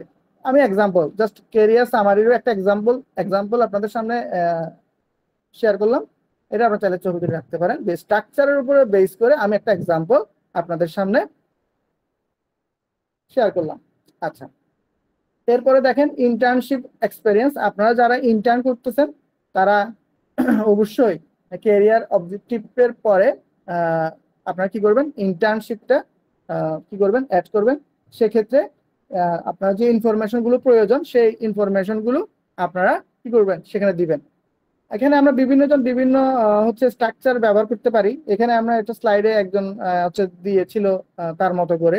দেখেন এখানে ইন্টার্নশিপের স্ট্রাকচার দেখেন, name of degree, organisation name, অর্থাৎ আপনারা যেখানে হচ্ছে যে ইন্টার্নশিপ করতেছেন সেই অর্গানাইজেশন নাম লিখবেন। তারপর কোন ডিপার্টমেন্টে আপনারা করতেছেন, আপনারা যদি এইচআর করেন এইচআর ডিপার্টমেন্ট, তারপর তাদের অ্যাড্রেস, তারপর হচ্ছে যে ডিউরেশন, এবং যেটা সবচাইতে বেশি প্রয়োজন সেটা হচ্ছে যে রেসপন্সিবিলিটি, অর্থাৎ ইন্টার্নশিপ চলাকালীন সময়ে আপনারা সেখানে কি কাজ করছেন। আমি ইন্টার্নশিপ করছি এটা নিয়োগকর্তা কখনোই দেখতে চাইবে না, হ্যাঁ, বা দেখতে চাইবে, তবে এটার সাথে তারা দেখতে চাইবে কি, আমি ওখানে 2 মাস 3 মাস 6 মাস ইন্টার্নশিপ করে কি শিখতে পারছি এবং ওই ইন্টার্নশিপের নলেজটা আমি কিভাবে এই ক্যান্ডিডেট থেকে আমি আমার কাজে পেতে পারি বা সে কিভাবে আমাদের রাইট ক্যান্ডিডেট হবে এটা আমি বুঝবো। সো রেসপন্সিবিলিটি লিখলেই হচ্ছে রিক্রুটার বুঝতে পারবে। তো অনেকে যেটা করেন, যেমন আমি এখানে যে ইন্টার্নশিপে যে স্লাইডটা আছে নিচে আপনারা দেখতে পাচ্ছেন এক্সাম্পলে, তো এখানে দেখেন কোনো রেসপন্সিবিলিটি লেখা নাই। তো আপনাদেরকে অবশ্যই কি করতে হবে, রেসপন্সিবিলিটি 2-3 পয়েন্টে লিখতে হবে। যদি সময় থাকে আমি দেখাবো, আমি সিভি আছে অনেকগুলো, তো জানি না পারবো কিনা, চেষ্টা করতেছি দ্রুত শেষ করার জন্য। তো ইন্টার্নশিপে যেটা হচ্ছে আপনার অবশ্যই এক্সপিরিয়েন্স অ্যাড করবেন। অনেকেই যেটা করেন যে ইন্টার্ন ইন্টার্ন একটা ভালো একটা কোম্পানিতে গেলেন, আমি নিজেও দেখছি অনেক এরকম, অনেকে আছে বাতাস খায়, হ্যাঁ এসির বাতাস খাচ্ছে, আস্তে আস্তে যাচ্ছে, হ্যাঁ না 3 মাস পার হলে তো হচ্ছে। আবার অনেকে আছে যে কিন্তু তারা খুব আগ্রহ দিয়ে কাজ শিখতেছে। আমি এমনও দেখছি, আমি তো চট্টগ্রাম ফরেস্ট গ্রুপ আছে, এখানে ইন্টার্ন থেকে অনেক অনেক স্টুডেন্টকে তারা ভালো ভালো ডিপার্টমেন্টে নিজ থেকেই কিন্তু তারা অফার করতেছে যে তুমি আমাদের সাথে কাজ করতে চাও, তাহলে ইন্টারভিউ দাও, যদি আমাদের ভালো লাগে নিয়ে নিবে, স্যারদের ভালো লাগে নিয়ে নিবে, ঠিক আছে। আর যারা হচ্ছে বাতাস খাওয়ার জন্য আসে, তারা আসে বাতাস খায়, একটা সার্টিফিকেট পায়, সিভিতে দেয়, একাডেমিক জিনিসগুলো ফুলফিল হয়, এতটুকু। তো আপনাদের কাছে রিকোয়েস্ট থাকবে যে ইন্টার্নশিপের মতন একটা ইম্পর্টেন্ট অপরচুনিটি আপনারা কখনো বাতাস খেয়ে শেষ করবেন না। অবশ্যই যেখানে আপনারা সুযোগ পান নিজের সর্বোচ্চ ডেডিকেশন দিয়ে কাজ করবেন, আহ, এবং সেখান থেকে কিছু অর্জন করার চেষ্টা করবেন, এবং সেই অর্জনগুলো আপনার সিভিতে লিখবেন। নট অনলি ইন্টার্নশিপ, বিওএসডিও, আমাদের স্কিলস ক্যানভাস, এরকম আরো অনেক অর্গানাইজেশন আছে যেখানে ভলান্টিয়ার হিসেবেও আপনারা অনেক কাজ করতেছেন। সেই কাজগুলোকে আপনারা কি করবেন, আপনাদের সিভিতে, এটা ইন্টার্নশিপের পার্ট হোক বা ভলান্টিয়ার এক্সপিরিয়েন্সের পার্ট হোক, সেখানে আপনারা তুলে ধরবেন, এবং তুলে ধরবেন এমন ভাবে যে অ্যাকচুয়াল সিনারিটা আপনারা তুলে ধরবেন। অনেকে আছেন যে ভলান্টিয়ারি কাজ করতেছেন, ওইখানেও বাতাস খাওয়ার অনেক সুযোগ আছে। তো আপনারা অনেকে আসেন যান, কাজ টাজ করেন না ঠিক মতো, কিন্তু দিন শেষে আপনারা যদি অ্যাডও করেন আমি এটা করছি ওইটা করছি অনেক কিছু করে ফেলছি, আপনারা যখন ইন্টারভিউতে যাবেন আপনারা কিন্তু ধরা খাবেন। আপনার সিভিতে যে পয়েন্টটা দেন না কেন, নিয়োগকর্তা যদি মনে করে যে এই পয়েন্টে আসলে ও দক্ষতা আছে কিনা, তাহলে সে কিন্তু কোশ্চেন করে আপনার থেকে এটা জেনে নেওয়ার বা বুঝে নেওয়ার চেষ্টা করবে। এমন না যে আপনি লিখছেন আপনার কমিউনিকেশন স্কিল খুব ভালো, আপনি ফ্লুয়েন্ট ইন ইংলিশ, কিন্তু যখন দুইটা প্রশ্ন করা হলো ইংরেজিতে আপনি উত্তর দিতে পারলেন না। তো সিভিতে লিখে দেওয়াটাই আসলে বড় ব্যাপার না, বড় ব্যাপার হচ্ছে যে এটা আসলে আপনি পারেন কিনা। তো এই জিনিসগুলো আপনারা মাথায় রাখবেন। আচ্ছা, এখানে দেখেন কিছু এক্সাম্পল আছে এডুকেশন আমরা কিভাবে লিখবো, হচ্ছে ভলান্টিয়ার এক্সপিরিয়েন্স কিভাবে লিখবো। দেখেন, আমরা যখন এডুকেশনটা লিখি, আমরা চাইলে বিভিন্ন ফরম্যাট আছে আপনারা এডুকেশনটা, যে তবে আমি বলবো টেবল করে আপনারা লিখিয়েন না। একটাই আমি রিকোয়েস্ট করবো যে টেবল করে, এখানে দেখেন একটা এডুকেশনের একটা বা একাডেমিক ব্যাকগ্রাউন্ডের একটা ফরম্যাট আছে, এই ফরম্যাটে আপনারা লিখতে পারেন। আরো আরো অনেক ফরম্যাট আছে, এগুলো আমি চেষ্টা করবো আমার স্লাইড শেষ হওয়ার পরে দেখানোর জন্য। তো এডুকেশনাল ফরম্যাটে, এডুকেশনাল পার্টে যে জিনিসটা হয়, আপনারা প্রপারলি আপনারা এডুকেশনের তথ্যগুলো দিবেন, পাসিং ইয়ার, সেশন, এই জিনিসগুলো খুব অ্যাকুরেটলি দেওয়ার চেষ্টা করবেন। এবং এডুকেশনের ক্ষেত্রে যেটা হয় যে অনেক আপনাদের হায়ার ডিগ্রিটা উপরে রাখবেন, ঠিক আছে। অনেকে যেটা করে লোয়ার ডিগ্রিটা সবসময় উপরে রাখে, তো এটা কোনোভাবেই করা উচিত না। আপনাদেরকে সবসময় কি করতে হবে, হায়ার ডিগ্রিটা উপরে রাখতে হবে। সাপোজ আপনি এমবিএ করলেন, তাহলে আপনি, অনেকে দেখি আমি একজন এইচআর কেও দেখছি, তার সিভি দেখলাম সে এসএসসিটা আগে লিখছে। তো অনেকে হয়তো বা নাও জানতে পারে, তবে আমি এটাই বললাম যে ম্যাটার করে না সবসময় আমি কোনটা আগে লিখলাম কোনটা পরে লিখলাম, তারপরও চেষ্টা করা উচিত যে আমাদের একটা স্ট্যান্ডার্ড ফলো করা। হ্যাঁ, যিনি যার কথা বললাম উনি কিন্তু এখন একটা অন্য একটা অর্গানাইজেশনে একটা ভালো পজিশনে কিন্তু এখন আবার জব হয়েছে। তো দ্যাট মিনস আমি এটাই বোঝাতে চাচ্ছি যে সিভিতে সে এসএসসি উপরে লিখছে, তো উল্টা করে লেখাতে যে তার জব হবে না সেটাও কিন্তু না, হবে এবং হয়েছেও, এবং ভুরি ভুরি উদাহরণ আছে।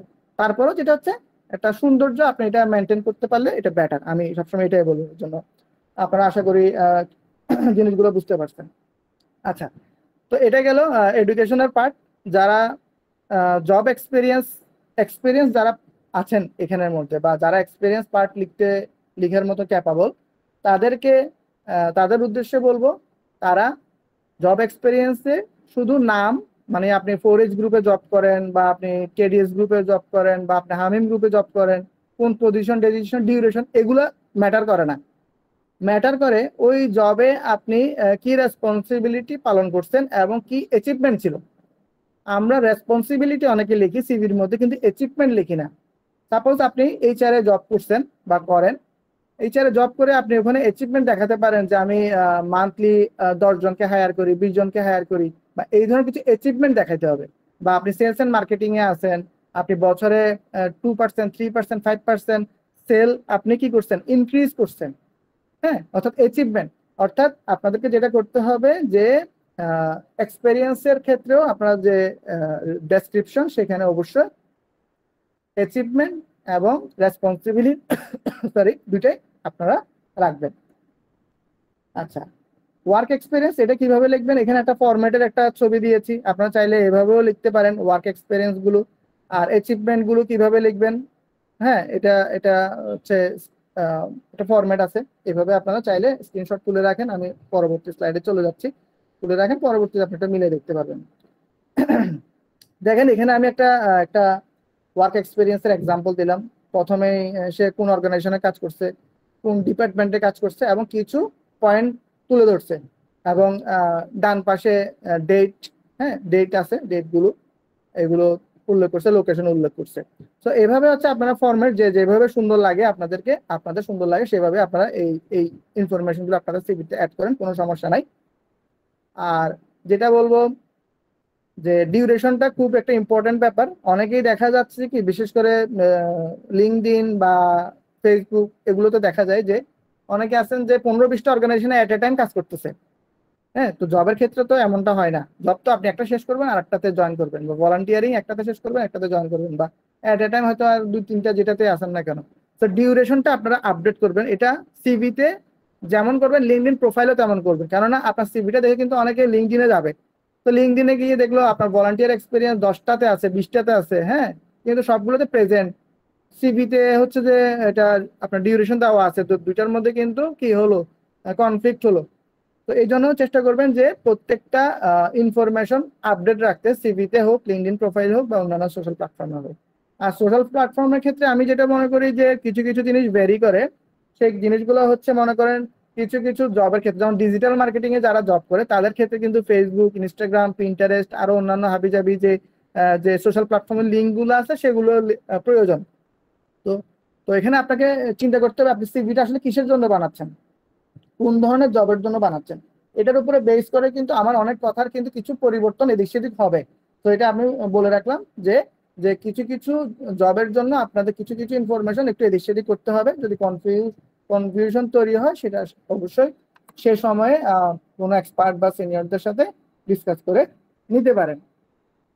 আচ্ছা, এই যে জবের যে রেসপন্সিবিলিটি সেটা সেটা আপনারা কিভাবে লিখবেন, বা অ্যাচিভমেন্ট এবং সরি রেসপন্সিবিলিটির সাথে কিভাবে অ্যাচিভমেন্ট আপনারা একটা অ্যালাইন করবেন বা কম্বিনেশন করবেন, সেটার একটা স্ট্রাকচার এখানে দেওয়া আছে। দেখেন এই স্ট্রাকচারটা যদি ফলো করেন তাহলে আপনার কাজ এবং আপনার অ্যাচিভমেন্ট দুইটাই কিন্তু কি হবে, মেনটেইন হবে। তো এটির স্ক্রিনশট তুলে রাখুন যে এইভাবে করে আপনারা যদি জব রেসপন্সিবিলিটি গুলো আপনারা আপনারা লিখেন, সিভিতে রাখেন, তাহলে অবশ্যই আপনাদের সিভিটা অন্য 10 জনের থেকে 100% যেটা একটা ডিফারেন্ট হবে।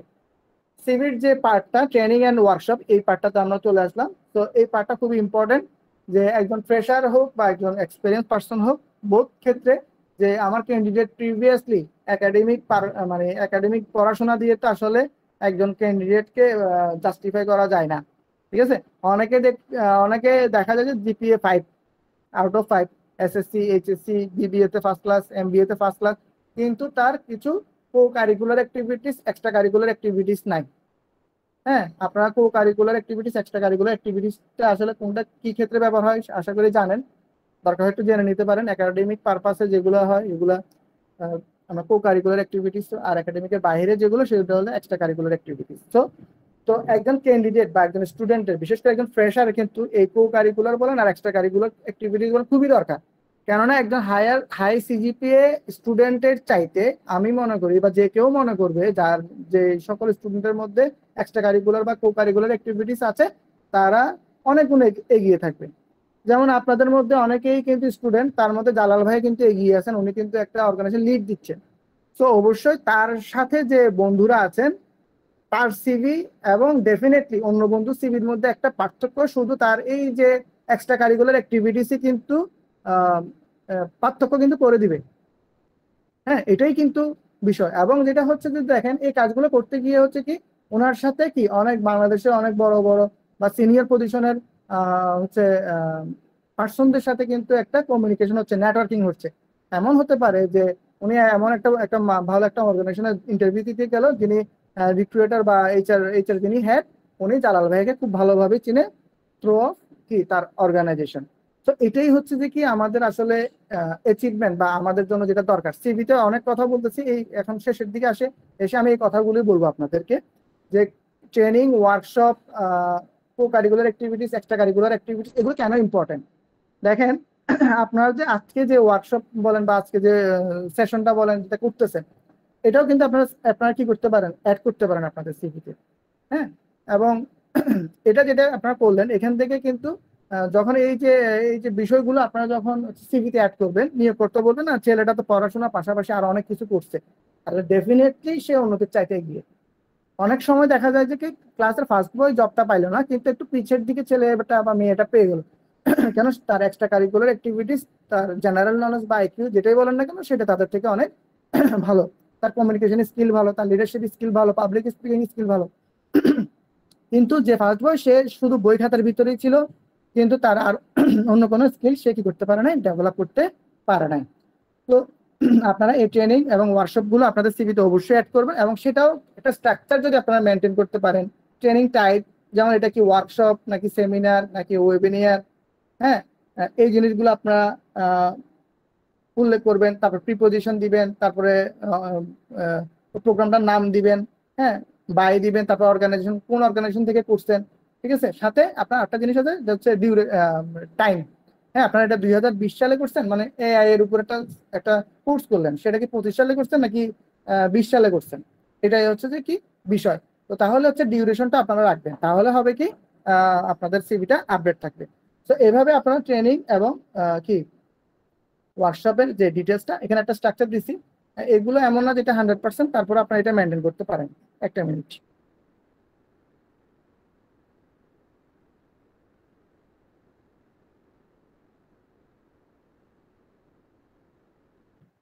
আচ্ছা, তো যেটাই হোক আপনারা হয়তো দেখতে পাচ্ছেন, তো এভাবে আপনারা ট্রেনিং এবং ওয়ার্কশপ, এখানে আরেকটা এক্সাম্পল দিলাম, দেখেন এই এই এক্সাম্পলটা আপনারা ফলো করবেন, ঠিক আছে। আগেরটার চেয়ে এটা এটা আপনাদের একটু বেশি ফলো করবেন। তাহলে দেখেন ট্রেনিং এন্ড ওয়ার্কশপ, দেখেন এখানে লেখা আছে ওয়ার্কশপ অন কোন সাবজেক্টটা, বাই কোন অর্গানাইজেশন, ঠিক আছে। এখানে ডিউরেশনটা শুধু আপনারা ডেটটা আপনারা উল্লেখ করে দিবেন। তো এটা হচ্ছে ট্রেনিং এবং ওয়ার্কশপের যে পার্টটা। তারপরে আমরা এই যে এক্সট্রা কারিকুলার অ্যাক্টিভিটিস বা কো কারিকুলার অ্যাক্টিভিটিস যে বিষয়গুলো, যে পয়েন্টটা সেটা আসলো। এখানে আপনারা যেভাবে আপনারা জবের ডেসক্রিপশনটা লিখলেন, ইন্টার্নশিপের ডেসক্রিপশনটা লিখলেন, ঠিক একইভাবে এখানেও আপনারা কি করবেন, সেম ওয়েটা আপনারা ফলো করতে পারেন, ঠিক আছে। আচ্ছা, তো এই এক্সট্রা কারিকুলার অ্যাক্টিভিটিসটা আমি যেটা বলবো, বা লিডারশিপ স্কিলের যে পার্টটা থাকবে, এটা অবশ্যই আপনারা আপনারা খুব বেশি ফোকাস করবেন, কেননা একজন ফ্রেশারের তো কোনো জব এক্সপিরিয়েন্স নাই, তার জন্য এই ভলান্টিয়ার এক্সপিরিয়েন্সটাই হচ্ছে যে জব এক্সপিরিয়েন্সের সমতুল্য, ঠিক আছে। তো এটা আপনারা কি করবেন, আহ, অনেক বেশি প্রায়োরিটি দিবেন, যে কাজগুলো করছেন সেই কাজগুলো তুলে ধরবেন, এবং আপনাদের কাছে মানে মানে বিনীত রিকোয়েস্ট থাকবে, আপনারা যখনই যে অর্গানাইজেশনে কাজ করবেন, ডেডিকেটলি কাজ করবেন, সেখান থেকে কিছু শেখার চেষ্টা করবেন। শুধু শেখা না, সেখানে কিছু দেওয়ার চেষ্টা করবেন। যদি শেখা এবং অর্গানাইজেশনকে কিছু দেওয়ার মন মানসিকতা আপনাদের তৈরি না হয়, আমি বলবো ভালো সিভি বা একটা ভালো জব আপনারা বেশি দিন টিকে রাখতে পারবেন না, বা টিকে রাখলেও আপনারা সফল হতে পারবেন, ভালোভাবে আগাতে পারবেন না। তো এই জিনিসটা আপনাদেরকে অবশ্যই আপনাদেরকে মেনটেন করতে হবে। তো দেখেন একটা এক্সাম্পল এখানে আছে, যে এক্সট্রা কারিকুলার অ্যাক্টিভিটিস, এখানে পয়েন্ট অনেকে অনেক ভাবে দেয়, তো আপনারা একটু রাইট কিওয়ার্ডটাই আপনারা বেছে নেবেন। দেখেন এখানে একটা ভলান্টিয়ার এক্সপিরিয়েন্সের কিছু ইনফরমেশন আছে, এভাবে আপনারা চাইলে দিতে পারেন। আচ্ছা, ল্যাঙ্গুয়েজের ক্ষেত্রে একটা বিষয় আছে, অনেকে লেখেন ল্যাঙ্গুয়েজ স্কিল, তো ওখানে ওখানে অনেকে দেখা যায় ফ্লুয়েন্ট ইন বেঙ্গলি আর ইংলিশ দুটোই লিখে রাখে। তো আমি জানি যে আমি আঞ্চলিক ভাষায় একটা টোন আছে, তো আমি যদি এটা ফ্লুয়েন্ট লিখি তাহলে কিন্তু হবে না। আমি যদি জানি যে আমার ইংরেজি স্পিকিংটা, হ্যাঁ আমি মানে মানে কাজ চালাই যেতে পারবো, কিন্তু ফ্লুয়েন্ট না, তাহলে আমি ফ্লুয়েন্ট লেখাটা ভুল হবে। তো এখানে আপনারা অবশ্যই এখানে ট্রু যে ইনফরমেশন, আপনি যদি ফ্লুয়েন্ট না হন অবশ্যই আপনাকে এটা উল্লেখ করতে হবে, ঠিক আছে। যে আপনার ফুল ওয়ার্কিং নলেজ ইন ইংলিশ বা অন্য কোনো ল্যাঙ্গুয়েজ যদি হয়, সেটা আপনারা কি করতে পারেন, উল্লেখ করতে পারেন। অর্থাৎ সিভিতে কোনো ইনফরমেশন বাড়িয়ে লেখার কোনো সুযোগ নাই। তো স্কিলের ক্ষেত্রে ল্যাঙ্গুয়েজ স্কিলের সাথে সাথে কিছু ফিল্ড অফ এক্সপার্টাইজ, আপনি যে যে বিষয়ে আপনি অভিজ্ঞ, সেখানকার কিছু স্কিল আপনি অ্যাড করতে পারেন। কিছু ইন্টারপার্সোনাল স্কিল, অর্থাৎ সফট স্কিল আপনি অ্যাড করতে পারেন, যেমন কমিউনিকেশন, লিডারশিপ, এই টাইপের টেকনিক্যাল স্কিল আপনি অ্যাড করতে পারেন। হ্যাঁ, সফটওয়্যার বা কম্পিউটার রিলেটেড স্কিল আপনি এখানে অ্যাড করতে পারেন। সো আমাদেরকে অবশ্যই কি করতে হবে, প্রপার স্কিলগুলো এবং অ্যাড করতে হবে, এবং আমাদের খেয়াল রাখতে হবে আমি যেই জবের জন্য অ্যাপ্লাই করতেছি সেই জব রিলেটেড স্কিলগুলো, হয়তো আমার কাছে 10টা স্কিল আছে, আমি এখানে কিছু স্কিল আছে আমার ওই জবের সাথে যাচ্ছে না, তাহলে ওটা আমার দেওয়ার দরকার নেই। ঠিক আছে? আচ্ছা। অনেকে রিসার্চ পেপারের হচ্ছে কি থাকে, ইনফরমেশন থাকে, তারা রিসার্চ পেপার এভাবে করেও আপনারা দিতে পারেন। রিসার্চ পেপারের একটা দেখাচ্ছে, আমি একটু দ্রুত যাচ্ছি, আমি চেষ্টা করবো আর কিছু জিনিস দেখাতে আপনাদেরকে, সেই জন্য স্লাইডটা শেষ করে দিতে যাচ্ছি। ইন্টারেস্ট, অনেকের ইন্টারেস্ট থাকে, অনেকের হবি থাকে, তো এই জিনিসগুলো আপনারা দিতে পারেন। বিশেষ করে স্টুডেন্টরা, জব এক্সপিরিয়েন্স পার্সনদের ক্ষেত্রে খুব একটা প্রয়োজন নাই, এটা দিতে পারেন। সেক্ষেত্রে মনে করেন ট্রাভেলিং, যারা মার্কেটিং এ জব করেন তাদের জন্য ট্রাভেলিং স্কিলটা খুব দরকার হতে পারে। তারপরে অনেক সময় সিঙ্গিংটাও অনেকের দরকার হতে পারে। হ্যাঁ, তারপরে হচ্ছে যে কি রিডিং হইতে পারে। তো এই ধরনের কিছু স্কিল আছে। তো আপনার এটা ভেরি করবে যে আপনি আসলে কোন ধরনের ফিল্ডে আপনি জব করবেন। আপনি ইঞ্জিনিয়ারিং ফিল্ডে যদি আপনি জব করেন, আপনার স্কিলগুলো হতে হবে এক প্যাটার্নের। আপনি যদি মার্কেটিং রিলেটেড জব করেন, আপনাকে আপনার স্কিলগুলো হতে হবে এক প্যাটার্নের। তো এটা একটা স্টাডির বিষয় আছে, তো আপনারা একটু স্টাডি করবেন। সেই স্টাডি করলে আপনারা আসলে বুঝতে পারবেন যে কোন স্কিলগুলো আপনার জন্য বেশি প্রেফারেবল। পার্সোনাল ইনফরমেশন আসি এবার এবার এটা খুব একটা অনেকে হইচই করে এই বিষয়টা নিয়ে, বাবার নাম, মায়ের নাম, নিজের নামও লেখে, কোনো দরকার নাই। সিভিতে একটা জিনিস আমি শুরুতে বলা হয়নি, এখন বলছি, সেটা হচ্ছে কোনো ইনফরমেশন টোয়াইস দেওয়ার দরকার নেই। দুইবার আমরা কোনো ইনফরমেশন দিব না। দেখেন সিভি শুরুতেই তো একটু বোল্ড করে আমি বললাম 12, 14, 14, 15 করে আমি একটা নাম দিব, একটু বড় করে বোল্ড করে, যেন সবার চোখে পড়ে। তো ওই নামটাই কেন আমি আবার সিভির নিচে এসে দিব? আমি ডেফিনেটলি, আমি একদম শিওর 100% যে আপনাদের এখানে অনেকে, এখানে 100 প্রায় 200 কাছাকাছি মেম্বার পার্টিসিপেন্টস আছেন, এখানে 100 আছেন বা 50 জন হলেও পাওয়া যাবে যাদের সিভির এই যে নিজের নামটা আবার পার্সোনাল ইনফরমেশন আছে। থাকা দোষের কিছু না, না জানাও দোষের কিছু না, তবে জানার আগ্রহ থাকাটাই খুব ইম্পর্টেন্ট, যেটা আপনাদের মধ্যে আছে। এবং অনেক ধন্যবাদ, আপনারা আজকে জানার আগ্রহ নিয়ে আসছেন। এবং আমার মতন একজন ক্ষুদ্র মানুষ, যিনি হয়তো বা একজন সিভি এক্সপার্ট না বা এইচআর প্রফেশনাল না, তারপর আপনারা এখন পর্যন্ত আপনারা আছেন, অনেকেই আছেন, এই জন্য অসংখ্য ধন্যবাদ। তো যেটা বলবো যে আপনারা আজকের পর থেকে আপনাদের এই সিভির যে বিষয়গুলো সেগুলো আপডেট করে নেবেন। টেনশন আমি মনে করি 80% রিমুভ হয়ে যাবে আপনাদের সিভি নিয়ে, যে আসলে সিভিটা কিভাবে শেয়ার করতে হয়, তৈরি করতে হয়। তারপরেও আমি আপনাদের উদ্দেশ্যে বলছি, যদি আপনাদের সিভি রিলেটেড কোনো প্রবলেম থাকে, আমি 1-to-1 হলেও আপনাদেরকে কি করব, সাপোর্ট দিব। ঠিক আছে? 1-to-1 আপনাদেরকে সাপোর্ট দিব। আমি আমার মোবাইল নাম্বারটা আপনাদেরকে দিয়ে দিচ্ছি, আপনারা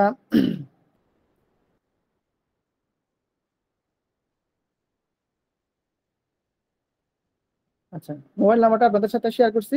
আপনারা আমার সাথে হোয়াটসঅ্যাপে আপনাদের সিভিটা পাঠাবেন, যে ভাই আপনি তো বলছেন আমি বিওএসডিও সেশনে ছিলাম, আপনি অনুমতি দেওয়াতে আমি সিভিটা আপনার সাথে শেয়ার করতে চাচ্ছি, এই জিনিসটা কোন কোন দিকটা আমার ঠিক করতে হবে আপনি একটু আমাকে গাইড করেন।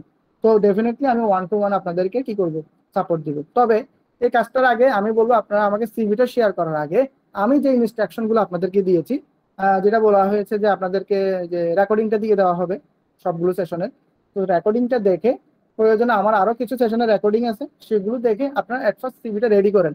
রেডি করার পরে আপনারা আমাকে দেন, তাহলে কাজটা আমার জন্য একটু সহজ হয়ে যাবে। তো বর্তমান এই এআই যুগে এসে একজন সিভি রাইটারের কাছে দ্বারস্থ হওয়ার আমি মনে করি কোনো প্রয়োজন নাই। আপনারা সবাই খুব মেধাবী স্টুডেন্ট আমি বিলিভ করি।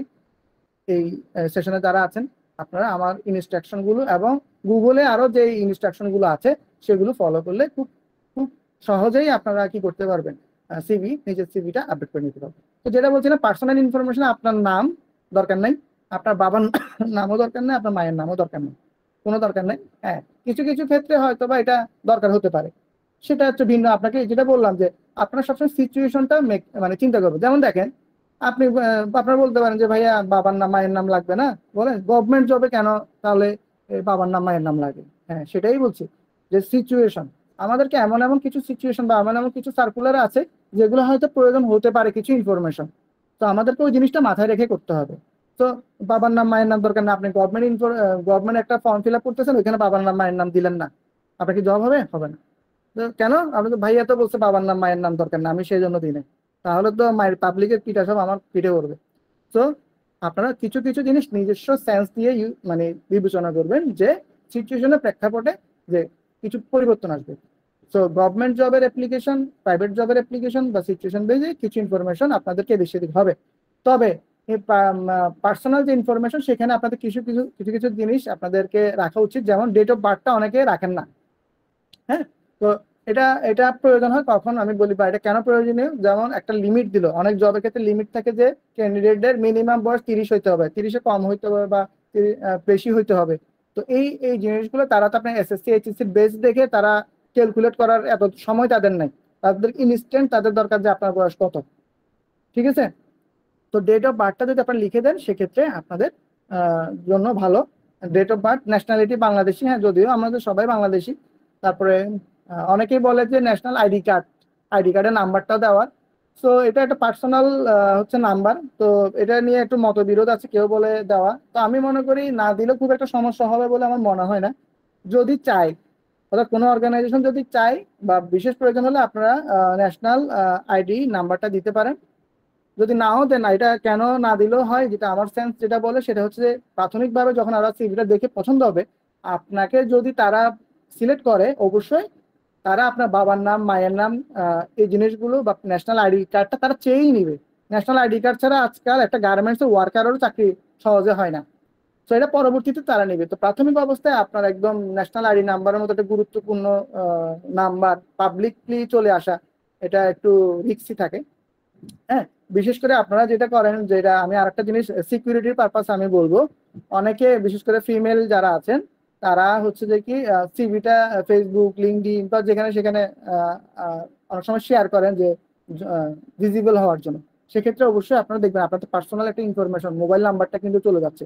ইমেল যাক সমস্যা নাই, কিন্তু অনেক সময় একটা বিভ্রান্তিকর পরিস্থিতিতে পড়তে হয়।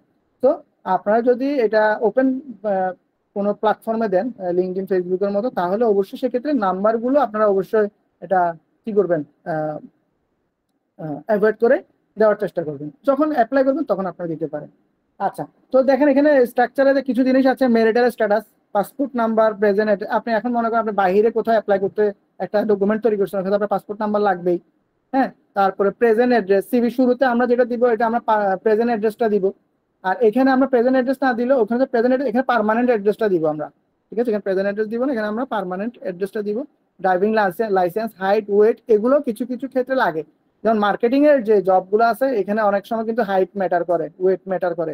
হ্যাঁ, কেননা ওরা একটু স্মার্ট ছেলে মেয়ে একটু বেশি খুঁজে। তো এটা যেটা বলছি যে পার্সোনাল ইনফরমেশনের যে যে পার্টটা আছে সেই পার্টে আমাদের জবের উপরে বেস করে কিন্তু ইনফরমেশন কোনটা হবে কোনটা হবে না সেটা নির্ভর করে। আমরা হিন্দু নাকি মুসলমান নাকি বৌদ্ধ নাকি খ্রিস্টান সেটাও কি না, কোনো ম্যাটার করে না। হ্যাঁ, পরবর্তীতে তাদের যদি পছন্দ হয় তাহলে এটা তাদের যদি ইনফরমেশন তাদের প্রয়োজন হয় তারা নিতে পারবে, বা অনেক সময় নাম দেখেও কিন্তু তারা বুঝে নিতে পারবে, সেখানে আলাদা করে দেওয়ার কোনো প্রয়োজন নাই। তো 1 ঘন্টা 15 মিনিট অনেক সময় হয়ে গেছে, তো আমি খুব দ্রুত চেষ্টা করবো যে শেষ করতে, কেননা আপনাদের অনেক ধৈর্য থাকে না, ডিনারের টাইমও হয়ে আসছে। তো লাস্ট যে পার্টটা রেফারেন্স, রেফারেন্স পার্টটা শেষ করার পর আপনাদের অনেক কোশ্চেন আসছে, আমি দেখলাম একটু ইন্টারাপ্ট হয়ে যাবে, এই জন্য আমি আগে টেনে যাচ্ছি। তো রেফারেন্স পার্টটা দিয়ে আমি স্লাইডের অংশগুলো শেষ করব। খুবই গুরুত্বপূর্ণ একটা অংশ, এবং এই রেফারেন্সের উপরে আমার পার্সোনাল একটা এবং রিসার্চ আছে, এবং সেটা আমি শেয়ার করছি অনেকের সাথে, এবং অনেকে এটাকে খুব ইফেক্টিভ বলছে। সেই জিনিসটা আমি এই সেশনে শেয়ার করবো। সেটা হচ্ছে যে কি আপনার রেফারেন্স রেফারেন্স নিয়ে কনফিউশন আছে যে ভাই আমি রেফারেন্স দিব কি দিব না। ঠিক আছে, তো এটা আমি আগে ক্লিয়ার করি যে আপনারা রেফারেন্স, যারা ফ্রেশার তাদের জন্য রেফারেন্সটা ইম্পর্টেন্ট, আমাদের দেশের প্রেক্ষাপটে ইম্পর্টেন্ট। আপনারা দিবেন, যেমন আপনি একটা অর্গানাইজেশন অ্যাপ্লাই করলেন, আপনাকে আহ, আপনার পরিচিত কাউকে তারা যদি সাধারণত রেফারেন্সকে তারা ঠিক করে না, তারপরও করলেও করতে পারে। হ্যাঁ, বা যদি কোনো সুবিধা অসুবিধা হয় আপনার তৃতীয় কোনো ব্যক্তি থেকে তারা ইনফরমেশন গুলো নিতে পারে। হ্যাঁ, তো সেক্ষেত্রে আপনারা রেফারেন্সটা ইউজ করবেন দুইটা, একটা ইউজ করবেন না, 2 বা 3টা খুব বেশি হলে, তবে 2টাই মোটামুটি চলে, 2টা দিলে। আপনার 2টা রেফারেন্স ইউজ করবেন, এবং এই রেফারেন্স গুলো কাদেরকে দিবেন? এখন আসেন, এখন যাকে আপনি ভালো চিনেন বা আপনাকে সম্পর্কে ভালো জানে তাকেই আপনি দিবেন। বিশেষত আপনার স্টুডেন্টরা করেন কি, টিচারদেরকে দেন। এখন হয় কি, আপনি হয়তো বা 2020 সালের ব্যাচের একজন, তাহলে আপনি হয়তো আরো 2-3 বছর পরে আপনার ওই টিচার, ও তো আপনার আপনার সময়কালে আপনার টিচার আপনার খুব ভালো জানে, কিন্তু আপনি 2-3 বছর পরে উনি হয়তো বা আপনাকে, হয়তো পারেন অনেক স্টুডেন্ট প্রতি ব্যাচে তো কম বেশি থাকে, আর হয়তো স্মরণে নাও থাকতে পারে, হয়তো কোনো একটা নিয়োগ কথা হুট করে কল করে বসলো, ওখানে তো মোবাইল নাম্বার ইমেল অ্যাড্রেস থাকে, তো না পেলে তো, বা উনি যদি না চিনে তাহলে তো একটু একটু বিব্রতকর অবস্থা তৈরি হবে। সো আপনারা অবশ্যই তাদেরকে রেফারেন্সে রাখবেন যাদের সাথে আপনাদের একটু টাচে থাকবেন আপনারা। এবং সেক্ষেত্রে 2জন রেফারেন্স একটু ভেরিয়েশন রাখবেন। যদি মনে করেন আপনি 2জন টিচারই আপনি রেফারেন্সে রাখবেন না, রাখেন একজন টিচার রাখেন, একজন প্রফেশনাল রাখেন, এভাবে একটা ভ্যারাইটি রাখার চেষ্টা করেন। এবং যাদেরকেই আপনার রেফারেন্সে রাখবেন তাদেরকে অবশ্যই ইনফর্ম করবেন, এবং সব সময় একটা সিভি সফট কপি তাদেরকে দিয়ে রাখবেন। এখন তো সবাই কম বেশি মেল, হোয়াটসঅ্যাপ এগুলো ইউজ করে, তো আপনারা কি করবেন, আহ, দিয়ে রাখবেন আপনাদের সিভিটা। তাহলে হবে কি, কোনো নিয়োগকর্তা যদি হচ্ছে যে কোনো কারণে কল করে, তাহলে তারা আপনার সম্পর্কে জানবে, কেননা অবশ্যই তারা আপনার অবগত থাকবে। এবং আরেকটা কাজ করতে পারেন, এটা সবচেয়ে ভালো, যে আহ, এমন এমন পার্সনদেরকে আপনার রেফারেন্সে রাখবেন যাদের সাথে একটু কমিউনিকেশন ভালো হয়, এবং কোনো ইন্টারভিউ দিতে যাওয়ার আগে তাদেরকে একটু স্মরণ করে যাবেন, বলে যাবেন যে স্যার বা ভাইয়া, আজকে একটা ইন্টারভিউ আছে, দোয়া করিয়েন। তাহলে হচ্ছে কোনো কারণে যদি ফোন করেও, তাহলে তারা সাথে সাথে আপনাকে ক্যাচ করতে পারবে। তো এই টিপসটা রেফারেন্স রিলেটেড আমার টিপস ছিল। তো এতটুকুই আমার স্লাইড। আর এখন হচ্ছে আমি প্রশ্নোত্তর, বা যদি কোনো সম্ভব হয় কিছুক্ষণের মধ্যে একটা সিভি আমি 10 মিনিটের মধ্যে চেষ্টা করব সেশন শেষ করে দিতে। আর যদি আপনাদের আরো আগ্রহ থাকে হয়তো বা আরো অল্প কিছুক্ষণ আপনাদেরকে দিব। তো অনেকে কোয়েশ্চেন করছেন, তো হ্যান্ড রাইজ করেন, আমি একজন একজন করে কোয়েশ্চেন গুলো নিই, আপনাকে ভয়েসে এসে করেন, অনেকগুলো লেখা জমা। নাইম ভাইয়া কিছু বলতে চাচ্ছেন? জি, কোয়েশ্চেনটা জি করে ভাই, ফেলেন। আসসালামু আলাইকুম। আমাকে শোনা যাচ্ছে? জি ভাইয়া, শোনা যাচ্ছে। আচ্ছা ভাই, আমার যে কোশ্চেনটা ছিল সেটা হচ্ছে কোশ্চেন না অ্যাকচুয়ালি। আমি তো অনেকগুলা স্লাইডের আর কি পিকচার নিতে বলছিলাম, নিতে পারিনি। তো সেক্ষেত্রে যদি সম্ভব হয় স্লাইডটা আমাদের সাথে শেয়ার করা যায় কিনা। আর যেটা একটা আচ্ছা, প্রশ্ন আছে আপনাদের সেটা সাথে হচ্ছে, জি সরি, হ্যাঁ, প্রশ্ন শেষ করে ফেলুন। জি জি, প্রশ্নটা হচ্ছে যে ল্যাঙ্গুয়েজের ক্ষেত্রে অনেক সময় যে দেখা যাচ্ছে ল্যাঙ্গুয়েজ স্কিলটা কেমন, তো সেক্ষেত্রে যে লেভেল ইউজ করা যাবে কিনা। আমাকে একজন বলছিল যে যদি লেভেল ইউজ করা যায়, যে যে A1 বা B1 এরকম করে যদি ইউজ করা যায় সেটা হচ্ছে বেটার, মোর বেটার আর কি। আচ্ছা, তো প্রথমে যেটা আপনি বললেন যে স্লাইড, আপনাদের তো রেকর্ডিং এ দিয়ে দেওয়া হবে, সো রেকর্ডিং এ আশা করি কোনো স্লাইড গ্যাপ যাবে না। তো আপনারা স্লাইডের জন্য শুধু শুধু টেনশন করার কোনো প্রয়োজন নাই, আপনারা রেকর্ডিংটা ফলো করলেই আপনারা স্লাইডের পয়েন্টগুলো পাবেন। আর দ্বিতীয়ত যেটা আপনি প্রশ্ন করলেন যে স্কিল বা এক্সপার্টাইজটা আপনারা চাচ্ছেন যে A1 A2 B2 এভাবে করে, তো এভাবে করে, বা অনেকে ওই যে ডট ডট দিয়ে দেখায়, ঠিক আছে, 5 of 5, 5 of 4, এরকম করে দেয়। তো এভাবে না করে আপনারা এভাবে লিখতে পারেন যে ইন্টারমিডিয়েট লেভেল, তারপর হচ্ছে ফ্লুয়েন্ট, হ্যাঁ, এভাবে, বা ওয়ার্কিং ওয়ার্কিং নলেজ, হ্যাঁ, এভাবে লিখতে পারেন। আমি আপনাদেরকে একটু সিভি দেখাবো কয়েকটা, ওখানে দেখলে আপনাদের ক্লিয়ার হয়ে যাবে। তো আশা করি বুঝতে পেরেছেন। জি আচ্ছা, থ্যাংক ইউ। আচ্ছা, পরবর্তী হ্যান্ড রাইজ করেন আপনারা প্রশ্নগুলো, আমি যারা কোশ্চেন করেছেন তারাও হ্যান্ড রাইজ করে কোশ্চেন গুলো করেন, তাহলে আমাদের একটু সহজ হবে।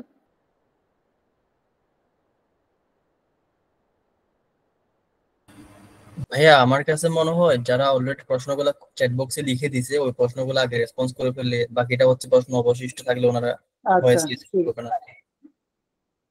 আচ্ছা, ঠিক আছে, আমি তাহলে প্রশ্নগুলো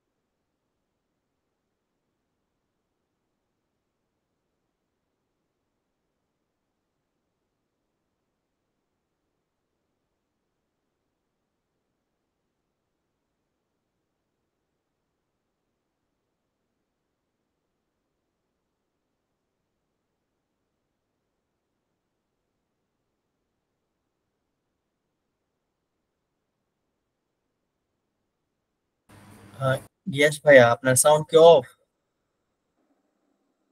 আচ্ছা, মিউট হয়ে গেছিল, সরি। আচ্ছা, আমি আবার শুরু বলতেছি। যেটা হচ্ছে যে কি একজন প্রশ্ন করছিলেন যে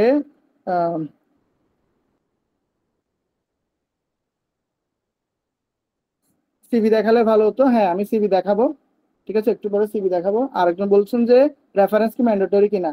অবশ্যই আপনার এজ এ ফ্রেশার আপনার চেষ্টা করবেন রেফারেন্স দিতে। যদি নাও দেন তারপরও সেখানে লিখে দিবেন যে রিকোয়েস্টের প্রেক্ষিতে আপনার রেফারেন্সটা শেয়ার করবেন। তবে এক্ষেত্রে একটা জিনিস আপনাদেরকে অবশ্যই মাথায় রাখতে হবে যে আপনি ইন্টারভিউতে গেলেন, আপনাকে বলা হলো যে আপনি তো বলছেন যে রিকোয়েস্ট করলে আপনি রেফারেন্সের ইনফরমেশন গুলো আমাদের সাথে শেয়ার করবেন, আপনি আমাদের রেফারেন্সের ইনফরমেশন গুলো এখন দেন।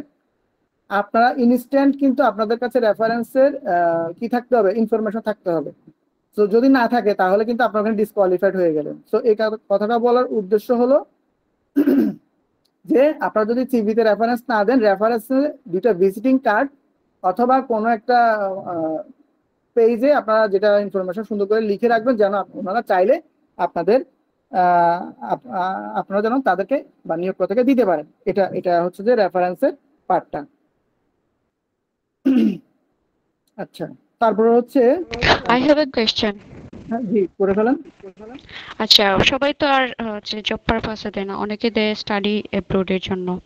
সো সেই ক্ষেত্রে আমরা কিভাবে আর কি দেব? আগে কি ক্যারিয়ার অবজেক্টিভের আগে এডুকেশন দিব?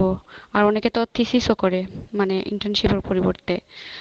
আর হচ্ছে কি বাইরে যাওয়ার জন্য আমরা কি হচ্ছে পিকচারটা অ্যাড করব? মানে এই রিলেটেড একটু যদি বলতেন। আচ্ছা, তো যেটা হচ্ছে আমাদের আজকে যে সেশন, এই সেশনে আমরা মূলত বাংলাদেশের প্রেক্ষাপটে জব নিয়েই ডিসকাশনটা বেশি করছি। সেক্ষেত্রে আপনারা যদি কেউ বাইরে অ্যাপ্লাই করেন একাডেমিক পারপাসে, সেক্ষেত্রে কিন্তু এটা টোটালি একটু অন্যরকম হবে। তো সেই জিনিসটা হচ্ছে অল্প সময়ে রিকভার করা পসিবল না। তারপর আমি যেটা বলছি যে আপনারা যখন বাইরে অ্যাপ্লাই করার জন্য একটা ডকুমেন্ট তৈরি করবেন, যেটাকে আমরা সিভি নামে সাধারণত চিনবে সবাই। তো সেটার ক্ষেত্রে আপনার কোন কান্ট্রিতে আপনি অ্যাপ্লাই করতেছেন, তাদের কালচার কি বা তারা কি চায়, কি তাদের কোনো ফরম্যাট বা কোনো সিকোয়েন্স আছে কিনা, সেটা আপনাকে বা আপনাদেরকে একটু স্টাডি করতে হবে, ঠিক আছে। তো সেক্ষেত্রে দেখা যায় যে কি অনেকে বাইরের কান্ট্রিতে ডকুমেন্টেশনে হচ্ছে অনেক ছবিটা ম্যান্ডেটরি হয় না, ঠিক আছে, ছবিটা প্রয়োজন হয় না, কিন্তু বাকি জিনিসগুলো ডিটেলস তাদের তাদের প্রয়োজন হয়। তো বাইরের কান্ট্রিতে আমি যতটুকু জানি, যদিও আমি অ্যাপ্লাই করি নাই, তারপর আমার যে যে রিসার্চ আমি যতটুকু করেছি সেখান থেকে যতটুকু জানতে পেরেছি যে ভলান্টিয়ার এক্সপিরিয়েন্সকে তারা খুবই বেশি প্রায়োরিটি দেয়। তো বাইরে যখন আপনার সিভিটা তৈরি করবেন বাইরের জন্য, তখন আপনার এই এক্সপিরিয়েন্স গুলোকে আপনারা বেশি বেশি হাইলাইট করবেন। আপনাদের রিসার্চের যে বিষয়গুলো আছে সেই বিষয়গুলোকে একটু বেশি হাইলাইট করবেন। পাবলিকেশনের যে বিষয়গুলো আছে সেই বিষয়গুলো একটু বেশি হাইলাইট করবেন। আশা করি আপনি আপনার কোশ্চেনের আনসার পেয়ে গেছেন। হ্যালো, আসসালামু আলাইকুম। জি, ওয়ালাইকুম আসসালাম, প্রশ্ন করে ফেলেন। হ্যাঁ ভাই, প্রশ্নটা হচ্ছে আপুর ওই প্রশ্নের রিলেটেড আর কি, যে আপনি বললেন যে সিভি বাইরে যাওয়ার সিভিটা ফরম্যাট আলাদা। হ্যাঁ, অবশ্যই আলাদা, কর্পোরেটের সিভি আলাদা, বাইরে যাওয়ার সিভি আলাদা। তবে সেক্ষেত্রে আমার প্রশ্ন হচ্ছে ইউরোপের জন্য ইউরোপের ফরম্যাট, আর বিভিন্ন স্কলারশিপেতে ফরম্যাটটা কি রকম হবে? যেমন ইএসমাস, ফুল ব্রাইট, দাদ, নেক্সট, এরকম আর কি। এগুলোর ফরম্যাটটা কি আচ্ছা ওনাদের মতোই হবে? আচ্ছা, ঠিক আছে। তো আপনার থ্যাংক ইউ আপনার কোশ্চেনটা করার জন্য। তো যেটা বলছিলাম, দেখেন, আমি যখন হুট করে আপনার কোশ্চেনটা আনসার দেওয়াটা আমার জন্য বোকামি হবে। কারণ আমি আমি যে ফরম্যাট নিয়ে রিসার্চ করেছি বা যে সেক্টর নিয়ে রিসার্চ করেছি এবং আপনারটা সম্পূর্ণ ভিন্ন। তো যেটা হচ্ছে আপনি যেটা বলেন ইউরোপাস, আমিও আমার কথাই ওটাই বললাম যে আসলে আপনাদেরকে একটু স্টাডি করতে হবে। সব জায়গার জন্য সিভি বা রিজিউমে বা ডকুমেন্টেশনটা একই রকম হবে না। ওই আপনি যে কান্ট্রিগুলোর কথা বললেন বা যে সাইটগুলোর কথা বললেন সেটার সাথে আমি পরিচিত না। তো সেক্ষেত্রে আপনাকে যেটা করতে হবে যে ওই কান্ট্রিগুলোতে যারা সাবমিট করছে, সিভি বলেন বা ডকুমেন্টেশন সাবমিট করছেন, সবচাইতে বুদ্ধিমানের কাজ হবে তাদের সাথে একটু পরামর্শ করতে যে কোন প্রসেসে ওই ডকুমেন্টেশনটা তৈরি করলে সবচাইতে নিখুঁত হবে। ঠিক আছে, প্রয়োজন একটু গুগল করেন, ইউটিউব করেন, চ্যাট জিপিটি তে একটু ঘাটাঘাটি করেন, ঠিক আছে। তো আমি যদি এখন বলি, অবশ্যই ডেফিনেটলি এটা এটা ভুল কিছু হতেই পারে। তো আমার সাজেশন ওটা হচ্ছে এটা যে ডিফারেন্ট ডিফারেন্ট সেক্টর বা কান্ট্রির জন্য যেহেতু এটা প্রসেসটা একটু ডিফারেন্ট, তো আপনারা একটু স্টাডি করে নেবেন, এটা আপনাদের জন্য ভালো হবে। Thank you.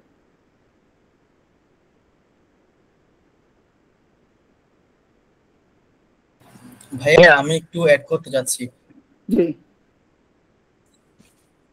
আমাদের মূলত স্কিল ম্যারাথন প্রোগ্রামটা হচ্ছে দেশের কাজে লাগবে, বা মোটামুটি বেশিরভাগ অংশ হচ্ছে আমরা দেশে কোনো জব করতে গেলে বা ক্লাব পরিচালনা করতে গেলে আমাদের পার্সোনাল বিহেভিয়ারের ক্ষেত্রে বা মোটামুটি সব কাজে লাগবে। তবে কিছু জিনিস হচ্ছে স্পেসিফিক্যালি আমাদের দেশের জন্য, দেশে অ্যাপ্লিকেবল হবে এরকম আর কি। তো এর ভিতরে হচ্ছে সিভি রাইটিংটা হচ্ছে একটা। আর আমাদের যারা হচ্ছে বাইরে যেতে চাই তাদের জন্য হচ্ছে আমাদের একটা ডেডিকেটেড প্রোগ্রাম আছে, সেটা হলো স্টাডি অ্যাব্রড প্রোগ্রাম। এবং সেই প্রোগ্রামে হচ্ছে আমরা বাইরের দেশে গেলে কিভাবে এসইপি লিখবেন, কিভাবে সিভি রেডি করবেন বাইরের দেশের জন্য, সে বিষয়ে হচ্ছে আমরা বিস্তারিত হচ্ছে কথাবার্তা ডিসকাস করছিলাম আর ট্রেনার দিয়ে। তো সেক্ষেত্রে আপাতত হচ্ছে অনেকে হয়তো যদি রেসপন্স না পান সেক্ষেত্রে মন খারাপ করার দরকার নেই। আপাতত হচ্ছে আমাদের এখানে দেশের পরিস্থিতি অনুযায়ী আপনারা যতটুকু পারলা ইনটা করেন, আর বাকিটা হচ্ছে ইনশাল্লাহ পরবর্তীতে আমাদের প্রোগ্রাম করে সেখানে জানতে পারবেন। ওকে ভাইয়া, আপনি কন্টিনিউ করতে পারেন। থ্যাংক ইউ ভাইয়া। হ্যাঁ, এটাই যে অনেক অপরচুনিটি আপনারা পাবেন, যেখানে হচ্ছে বাইরের দেশে হচ্ছে অ্যাপ্লাই করতে গেলে যে ডকুমেন্টেশনগুলো আপনারা কিভাবে সাজাবেন সেই জিনিসগুলো পাবেন। তো আমরা চেষ্টা করেছি আমাদের যতটুকু নলেজ অভিজ্ঞতা আছে সেটা আপনাদের সাথে শেয়ার করতে। তো এমন সেশনগুলো আপনারা আরো বেশি বেশি করবেন। যারা ডেফিনেটলি বাইরে যাওয়ার ইচ্ছা আছে, আমার জানা মতো অনেক কমিউনিটি আছে যারা হেল্প করে ইনফরমেশন দিয়ে, ডকুমেন্টেশন প্রিপারেশন নিয়ে, এসওপি নিয়ে, হ্যাঁ, তাদের সাথে একটু স্টাডি করেন। তো আশা করছি আপনারা আপনাদের কাঙ্ক্ষিত যে যে চাওয়াগুলো সেগুলো পূরণ করতে পারবেন। আচ্ছা, একজন লিখেছেন যে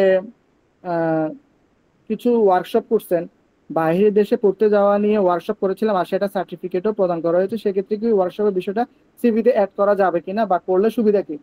এখন একটা জিনিস হচ্ছে যে কি, আমরা সিভিতে, আমি একজনের সিভি দেখছিলাম, দেখে মানে আমি একদম মানে খাট থেকে পড়ে যাওয়ার অবস্থা হয়ে গেছে।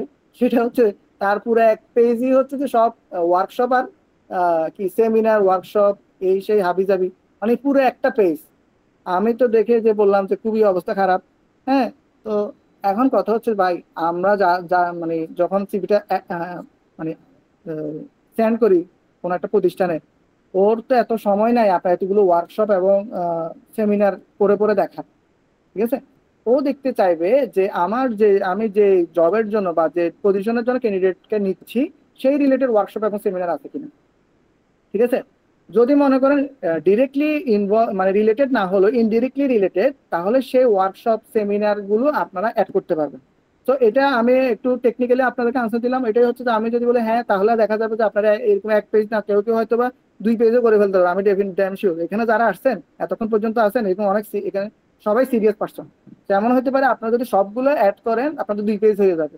তো আমি যদি খাট থেকে পড়ি তাহলে অন্যরা হয়তো আকাশ থেকে পড়তে পারে, হ্যাঁ, বা 4 তলা 5 তলা বা টুইন টাওয়ার থেকে পড়তে পারে। হ্যাঁ, তো এটাই আপনার যেটা আমার সাজেশন, রিলেটেড যদি যে কোনো ওয়ার্কশপ আপনি কি করছেন সেটা ম্যাটার করে না, ম্যাটার করে আপনি যে ওয়ার্কশপ বা সেমিনারটা আপনি যেখানে অ্যাপ্লাই করতেছেন তাদের রিলেটেড বা কোনো না কোনোভাবে তাদের কাজে লাগবে এই সেশনটার ইনফরমেশন, বা তারা বুঝতে পারবে যে স্কিলগুলো এখানে এটা আছে, সেটাই আপনারা অ্যাড করেন। না হয়তো আমরা 2 পেজের জায়গায় আমাদের 3 পেজ 4 পেজ 5 পেজ, অনেকে দেখা যায় ফ্রেশ আর বলতে ভাই আমি তো 2 পেজে আনতেই পারতেছি না, কি বলে, আমার তো মানে তখন আকাশ তখন আমার মাথার উপরে ভেঙে পড়ে যে কি বলে, তো ফ্রেশ আর ও বলে 2 পেজে লিখতে পারতো। 2 পেজে অনেক কিছু লেখা যাবে, 10 বছরের এক্সপিরিয়েন্সের লোকও 2 পেজের মধ্যে লিখে শেষ করতে পারবে যদি সে প্রপারলি কি করে সাজায়, ঠিক আছে? তো এটাই যে আমরা মানে যেই তথ্যগুলা মানে রিলেটেড শুধু সিভিতে সেগুলোই হচ্ছে অ্যাড করবো। তো অলরেডি 1.5 ঘন্টা হয়ে গেছে, আমি বগর একটু কমাই দিই, এখন চলে আসি। একজন চাইছিলেন যে একটা সিভি দেখাইতে, অলরেডি আমি ওপেন করে রাখছি, প্রশ্ন জ্বালাই আমি হচ্ছে সিভিতে যাইতে পারতেছি না। এখানে প্রশ্ন আসতেছে প্রজেক্ট সেকশন। হ্যাঁ, প্রজেক্টে বললাম শুরুতেই যে পোর্টফোলিও আপনি যদি পোর্টফোলিও দেন তাহলে তো ওখানে আপনার প্রজেক্ট গুলো চলে আসতে পারতেছে। হ্যাঁ, আর প্রজেক্ট বলতে অনেকগুলো আছে, একাডেমিক প্রজেক্ট যদি হয় সেক্ষেত্রে আপনি এডুকেশনে পরে দেন। আর যদি যে মনে করেন গ্রাফিক্সের কাজ করেন, এসইও কাজ করেন, ওয়েব ডিজাইনের কাজ করেন, এই ধরনের যে কাজগুলো সেই কাজগুলো আপনি পোর্টফোলিও আকারে দেন। আর প্রজেক্ট মানে একাডেমিক যদি প্রজেক্ট হয় সেটা আপনার এডুকেশনের পরে দিবেন। ঠিক আছে, আশা করি প্রশ্নের উত্তর আপনি পেয়ে গেছেন, যিনি প্রজেক্ট নিয়ে যারা প্রশ্ন করছিলেন। আচ্ছা, এর পরবর্তী প্রশ্ন প্রজেক্ট প্রজেক্ট নিয়ে হাইট কত পেজ ইউজ করা যাবে? হাইস্ট আপনি মনে হয় পরে জয়েন করছেন কিনা জানি না। হ্যাঁ, হাইস্ট আমি যেটা বললাম 2 পেজের বেশি আসলে ফ্রেশারদের জন্য কোনো প্রয়োজনই আমি মনে করি না আছে। 2 পেজের মধ্যে রাখবেন। আর কোন ফন্ট, হ্যাঁ ফন্ট সাইজ 11-12 রেগুলার গুলো। আর ফন্ট হচ্ছে যেগুলো প্রফেশনাল ফন্ট, এরিয়াল ফন্ট, তারপরে টাইম নিউ রোমান্স, এই টাইপের যে প্রফেশনাল ফন্ট গুলো আছে সেই সেই ফন্ট গুলো আপনারা ইউজ করবেন। হ্যাঁ, একটু স্টাইলিশ দিবেন না, তাতে যদি কোনো এইচআর মনে করেন চোখের সমস্যা আছে তো তো মাথা ঘুরানো শুরু হয়ে যাবে, তো মাথা ঘুরাইলে কিন্তু চাকরি আপনারটা গেছে। আচ্ছা, আমি আর কিছু প্রশ্ন, থ্যাংকস ফর ডিটেল গাইডলাইনস আর welcome lot of thing. Certificate কিভাবে পাবো এটা সামি ভাইয়া আপনাদেরকে হয়তো বা জানাবে। আচ্ছা, সামি ভাই এমন একটা কোশ্চেন করছিলেন, আচ্ছা না প্রশ্ন আনসার দিচ্ছেন, অ্যাড পজিশন জার্নাল এন্ড, আচ্ছা মানে can a fresher add ECA in work experience section. আচ্ছা, ইসিএ দ্বারা রিফা তাসনিয়া প্রশ্নটা করেছিলেন, আপনি যদি শুনতে পান একটু ভয়েস এসে বলতে পারেন। ইসিএ ইন ওয়ার্ক এক্সপিরিয়েন্স এটা দ্বারা কি বোঝা, ইসিএ দ্বারা কি বোঝাতে চাচ্ছে, আমি একটু ক্লিয়ার না, একটু ক্লিয়ার করে দিই তাহলে হয়তো উত্তরটা দিতে পারবো। এক্সট্রা কারিকুলার অ্যাক্টিভিটিস মনে হয়। বুঝি নাই।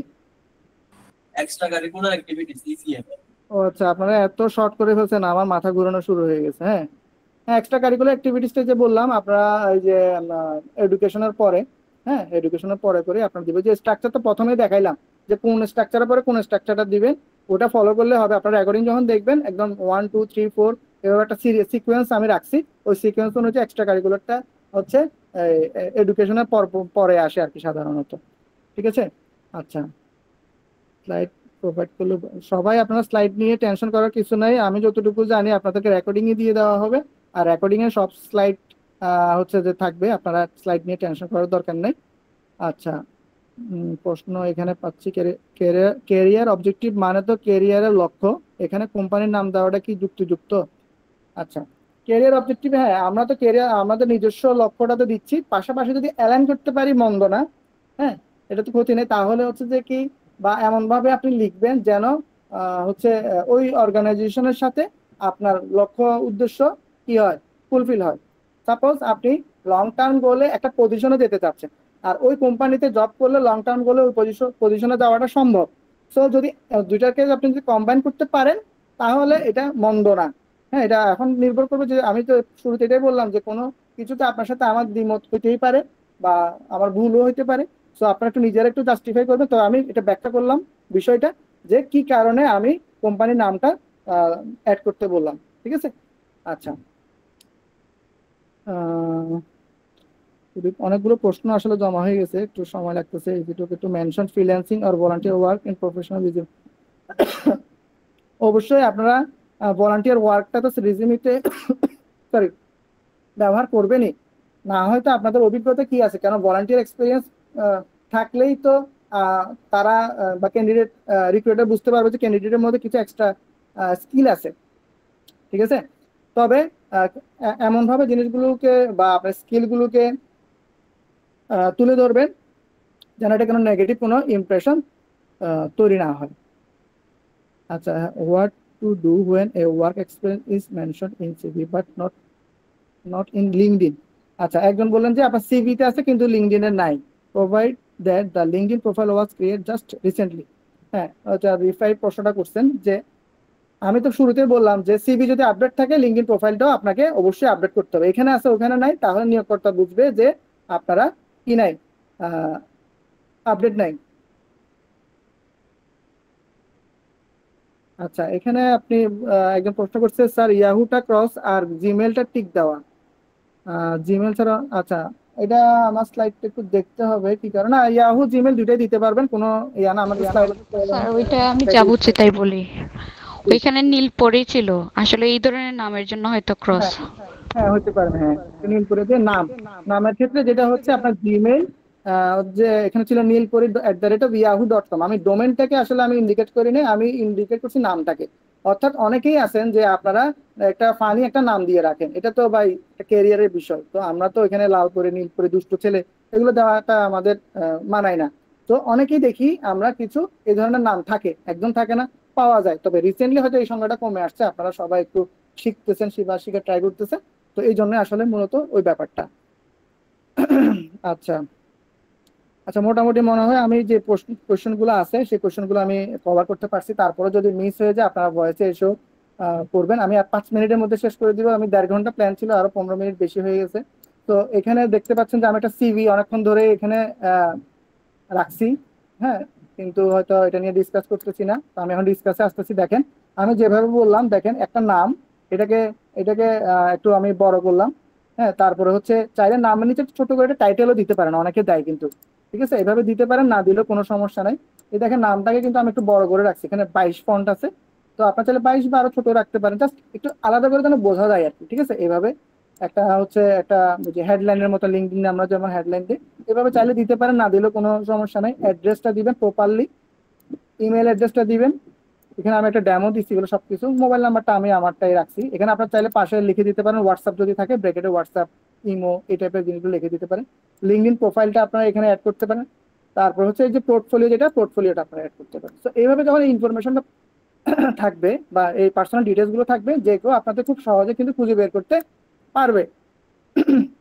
তো এই জিনিসটাকে এক একজন এক এক ভাবে সাজায়, তো আপনারা আপনাদের মতো করে সাজাতে পারেন, অনেক ফরম্যাট আছে, তবে এটা সিম্পলি আপনারা এভাবে রাখতে পারেন। আমার মতে তেমন এখানে কোনো সমস্যা নাই।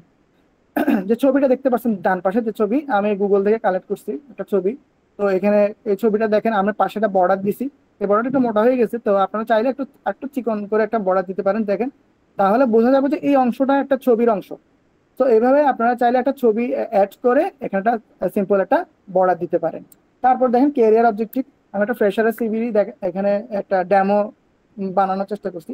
ক্যারিয়ার অবজেক্টিভ আপনারা এভাবে করে একটু বড় করে দেখেন, এটা আমরা ফন্ট 12 রাখছি, এগুলো সবগুলোই 12। এটা কিন্তু একটু কালার আছে বা বোল্ড আছে, ঠিক আছে, যার কারণে একটু আলাদা করে। তো আমরা হেডলাইন গুলো একটু ডিফারেন্ট রাখবো, আর এখানে হচ্ছে যে কি কেরিয়ার অবজেক্টিভটা ঠিকভাবে লিখবো। দেখেন আমি যে স্ট্রাকচারটা বা যে এক্সাম্পলটা দিয়েছিলাম আমি কপি করে এখানে ওটাই রাখছি, জাস্ট দেখানোর জন্য আপনাদেরকে। তারপর দেখেন ইন্টার্নশিপ এক্সপেরিয়েন্সটা কিভাবে লিখতে হয় আমি ওখানে সাইডে দেখাইছিলাম, তবে এখানে আমি একটা সিভিতে একটা একটা ফাইলে আমি একটা সাজিয়ে একটা লেখার চেষ্টা করছি। একদম এভাবে লিখতে হবে সবসময় এটাও না, এভাবে রাখতে পারেন, বা প্রফেশনাল লাগে এমন একটা ফরম্যাট আপনারা রাখতে পারেন। দেখেন এখানে নাম, ডিপার্টমেন্ট, ডিউরেশন, লোকেশন এবং 3-4টা কাজ, যে কাজগুলোর মাধ্যমে আপনারা তাদেরকে বুঝাতে পারেন যে আপনারা এই কাজগুলো ইন্টার্ন থাকা অবস্থায় করছেন। আর এখানে যদি আপনারা কি হন, এক্সপিরিয়েন্স পারসন হন, এখানে ওয়ার্কিং এক্সপিরিয়েন্স আপনারা অ্যাড করে দিতে পারেন। ওয়ার্কিং এক্সপিরিয়েন্স আপনারা এখানে অ্যাড করে দিতে পারেন। সেক্ষেত্রেও একই রকম ভাবে আপনারা কি ডেসক্রিপশনটা দিবেন, রেসপন্সিবিলিটি প্লাস অ্যাচিভমেন্ট, এখানে কিছু অ্যাচিভমেন্টও আপনারা উল্লেখ করবেন। আচ্ছা, এডুকেশন, দেখেন এডুকেশনটা আপনারা এভাবে কি টেবল না দিয়ে, এখানে দেখেন এই এই সিভিটাতে বা এই ফরম্যাটটাতে কোথাও কোনো টেবল নাই। হ্যাঁ, এটা টেবললেস একটা একটা কি সিভি। তো এই ধরনের সিভি গুলো সাধারণত এটিএস ফরম্যাটে পড়া হয়। আচ্ছা, আমরা এডুকেশনে যে সাইডে যে সময়টা দিছে এটা কি জাস্ট সেশন দিছে নাকি হোল এডুকেশনাল ডিউরেশনটা দিছে? হ্যাঁ, এখানে যেহেতু বিবিএ করছে। হ্যাঁ, এটা জাস্ট আমার ডেমো। আপনারা আপনাদের যে বিবিএ ডেমো তো আর 1 বছর হয় না, হয়তোবা 1 থেকে 5 বা 2 থেকে 5 এমন হইতে পারে, ঠিক না? তো আপনার সেশনটা আপনারা দিবেন এবং নিচে পাসিং ইয়ার, সেশনের সাথে অনেক সময় পাসিং ইয়ারটা মিলে না, আপনারা চাইলে নিচে পাসিং ইয়ারটা আপনারা দিতে পারেন, ঠিক আছে। আচ্ছা, আপনি প্রশ্নের উত্তর পেয়েছেন আশা করি পেয়েছেন। আর 1 বছর ডিউরেশন সাধারণত এমবিএ এর ক্ষেত্রে থাকে, তো বিবিএ এর ক্ষেত্রে এটা জাস্ট ডেমো, এটা হুবহু যে এমন ফলো করতে হবে এমন না। দেখেন একাডেমিক অ্যাওয়ার্ড অ্যান্ড অ্যাচিভমেন্ট, এখানে কিন্তু অনেক কিছু ছিল, এখানে কিন্তু অনেক কিছু ছিল না যেটা আমাদের স্লাইডে, এখন কিন্তু এই জিনিসগুলো আসতেছে, যেটা হচ্ছে একাডেমিক অ্যাওয়ার্ড অ্যান্ড অ্যাচিভমেন্টের বিষয়টা কিন্তু আমাদের স্লাইডে কিন্তু আমি খুব একটা আপনাদের চোখে পড়ছে বলে আমার মনে হয় না। আপনাদের একাডেমিক পারপাসে আপনারা অনেকগুলো অ্যাচিভমেন্ট থাকে বা অনেক অ্যাওয়ার্ড পান, অ্যাজ এ ফ্রেশার আপনাদের সিভিতে এই আমার এখানে যে ডেমোটা আছে চেষ্টা করবেন এই ডেমোটার মতো করে আপনারা কি করতে তুলে ধরতে। এগুলো খুবই খুবই হচ্ছে ইম্পর্টেন্ট এবং নিয়োগকর্তাদের কাছে খুব বেশি হাইলাইট হয়। তো আপনারা এভাবে একাডেমিক অ্যাওয়ার্ড যদি থাকে সেগুলো খুব সুন্দরভাবে এখানে আমি একটা চেষ্টা করছি আমি একটা ফরম্যাট দিতে। এভাবে আপনারা একটু চ্যাট জিপিটিকে বললো সেও আপনাদেরকে এভাবে ফরম্যাট করে দিবে, কোনো সমস্যা নাই। তো চেষ্টা করবেন যে সুন্দরভাবে তুলে ধরতে। ট্রেনিং অ্যান্ড সার্টিফিকেশন দেখেন আমি ওখানে একটা ফরম্যাট দেখাচ্ছিলাম, তারপরেও আমি একটু ডিফারেন্ট ওয়েতে একটা ফরম্যাট এখানে আমি প্রেজেন্ট করছি। তো আপনারা বললাম যে স্লাইডে যেরকম আছে বা আমার এখানে যেরকম আছে একদম হুবহু এরকম হইতে হবে এমন কোনো কথা নাই, ডিফারেন্ট বা এর চেয়ে তার অনেক বেটার ওয়েতেও কিন্তু হইতে পারে। তো এটাই গেল ট্রেনিং। দেখেন আমি কিভাবে লিখছি, পরবর্তীতে আপনার রেকর্ডিং থেকে একটু দেখে নিয়েন যে কিভাবে হচ্ছে লিখতে হয়। তো আমি যেহেতু রেকর্ডিং থাকবে আমি একটু আশা করি কুইক স্কিপ করতে পারবো। এক্সট্রা কারিকুলার অ্যাক্টিভিটিস সেম ভাবে আমি একটা ফরম্যাট মেনশন করার চেষ্টা করছি, যেখানে ডিউরেশন গুলো একটু মানে একটু আলাদা করে একটু পাশে থাকলে একটু আই ক্যাচি হয়, সেই জন্য একটা আলাদা করে রাখছি। হ্যাঁ, তো এইভাবে আপনারা এভাবে তৈরি করতে পারেন। স্কিল সেট যেটা বলছিলাম যে স্কিল আপনারা অ্যাড করবেন এখানে, technical skill, soft skill, language skill, এগুলো আপনারা একটু চাইলে একটু ডিফারেন্ট করে এভাবে করেও দিতে পারেন বা আপনাদের মতো করে দিতে পারেন। তবে একটু চোখে পড়ে, সিভিতে প্রত্যেকটা ইনফরমেশন খুব চোখে পড়ে মতো করে দিতে হবে, ঝিকঝেক দরকার নাই। হ্যাঁ, কিন্তু একটু সৌন্দর্য যেটাকে বলে, হ্যাঁ এই সৌন্দর্যটা যেন দেখে, যেন খুব সহজেই তারা দেখতে পারে, এভাবে করে দিবেন। এই যে গুড ওয়ার্কিং নলেজ, যদি ইংরেজিতে যদি আপনি ফ্লুয়েন্ট না হন, হ্যাঁ তাহলে ফুল হলে তো ফ্লুয়েন্ট দিবেন রিডিং, রাইটিং, স্পিকিং। আর যদি ফুল না হয়, যদি মোটামুটি আপনি কাজ চালাতে পারেন তখন লিখতে পারেন গুড ওয়ার্কিং নলেজ। জাস্ট এতটুকু লিখলেই যথেষ্ট যদি আপনি লিখতে চান। আর বাকিটা তো আপনি ফ্লুয়েন্ট নাকি গুড নাকি কি সেটা তো ইন্টারভিউ নিলেই তারা বুঝে যাবে। হবিস দেখেন, হবিস আমরা সবাই অনেকে লিখে দেয় যে রিডিং। এখন দেখেন যদি আমি লিখি reading business and management book to stay update on latest HR Trends, দেখেন দুটোর মধ্যে কিন্তু অনেক পার্থক্য। সো আমরা চেষ্টা করবো যে কিভাবে আমাদের কন্টেন্টটাকে খুব ভালোভাবে সাজাবো। সো আমি যদি হবিস লিখে দিই রিডিং, আর যদি হবিস লিখি এই সেন্টেন্সটা দিয়ে, তাহলে আপনারাই বলেন যে কোনটা ইফেক্টিভ বেশি। তো হবিস গুলো আমরা যখন লিখবো তখন এভাবে ইফেক্টিভলি যদি আমরা লিখি সেটা বেটার। পার্সোনাল ইনফরমেশন দেখেন আমি যে বলছি date of birth, nationality, permanent address উপরে রাখবেন, প্রেজেন্ট অ্যাড্রেসটা এখানে রাখবেন, পার্মানেন্ট অ্যাড্রেসটা আর হচ্ছে রেফারেন্স। এভাবে আপনারা কি করবেন, দুইজনের কি করবেন রেফারেন্স দিবেন। এখানে আমার একটু ইয়া হয়ে গেছে। তো এইভাবে দুইটা পার্ট করে আপনারা দিতে পারেন। আর অ্যাভেলেবেল আপন রিকোয়েস্টও দিতে পারেন, কোনো সমস্যা নেই। হ্যাঁ, সেক্ষেত্রে অবশ্যই আপনারা রেফারেন্সের কি ইনফরমেশনগুলো হাতের কাছে রাখবেন, ভিজিটিং কার্ডগুলো হাতের কাছে রাখবেন। তো এই হলো আমার আজকে সেশন। দুঃখিত আমি 1.5 ঘন্টার থেকে বেশি নিয়ে ফেলছি। তো এখনো যারা আছেন, অনেকেই আছেন এখনো 100+ আছেন, তো অসংখ্য ধন্যবাদ আমাদের এই সেশনটা উপভোগ করার জন্য। আশা করছি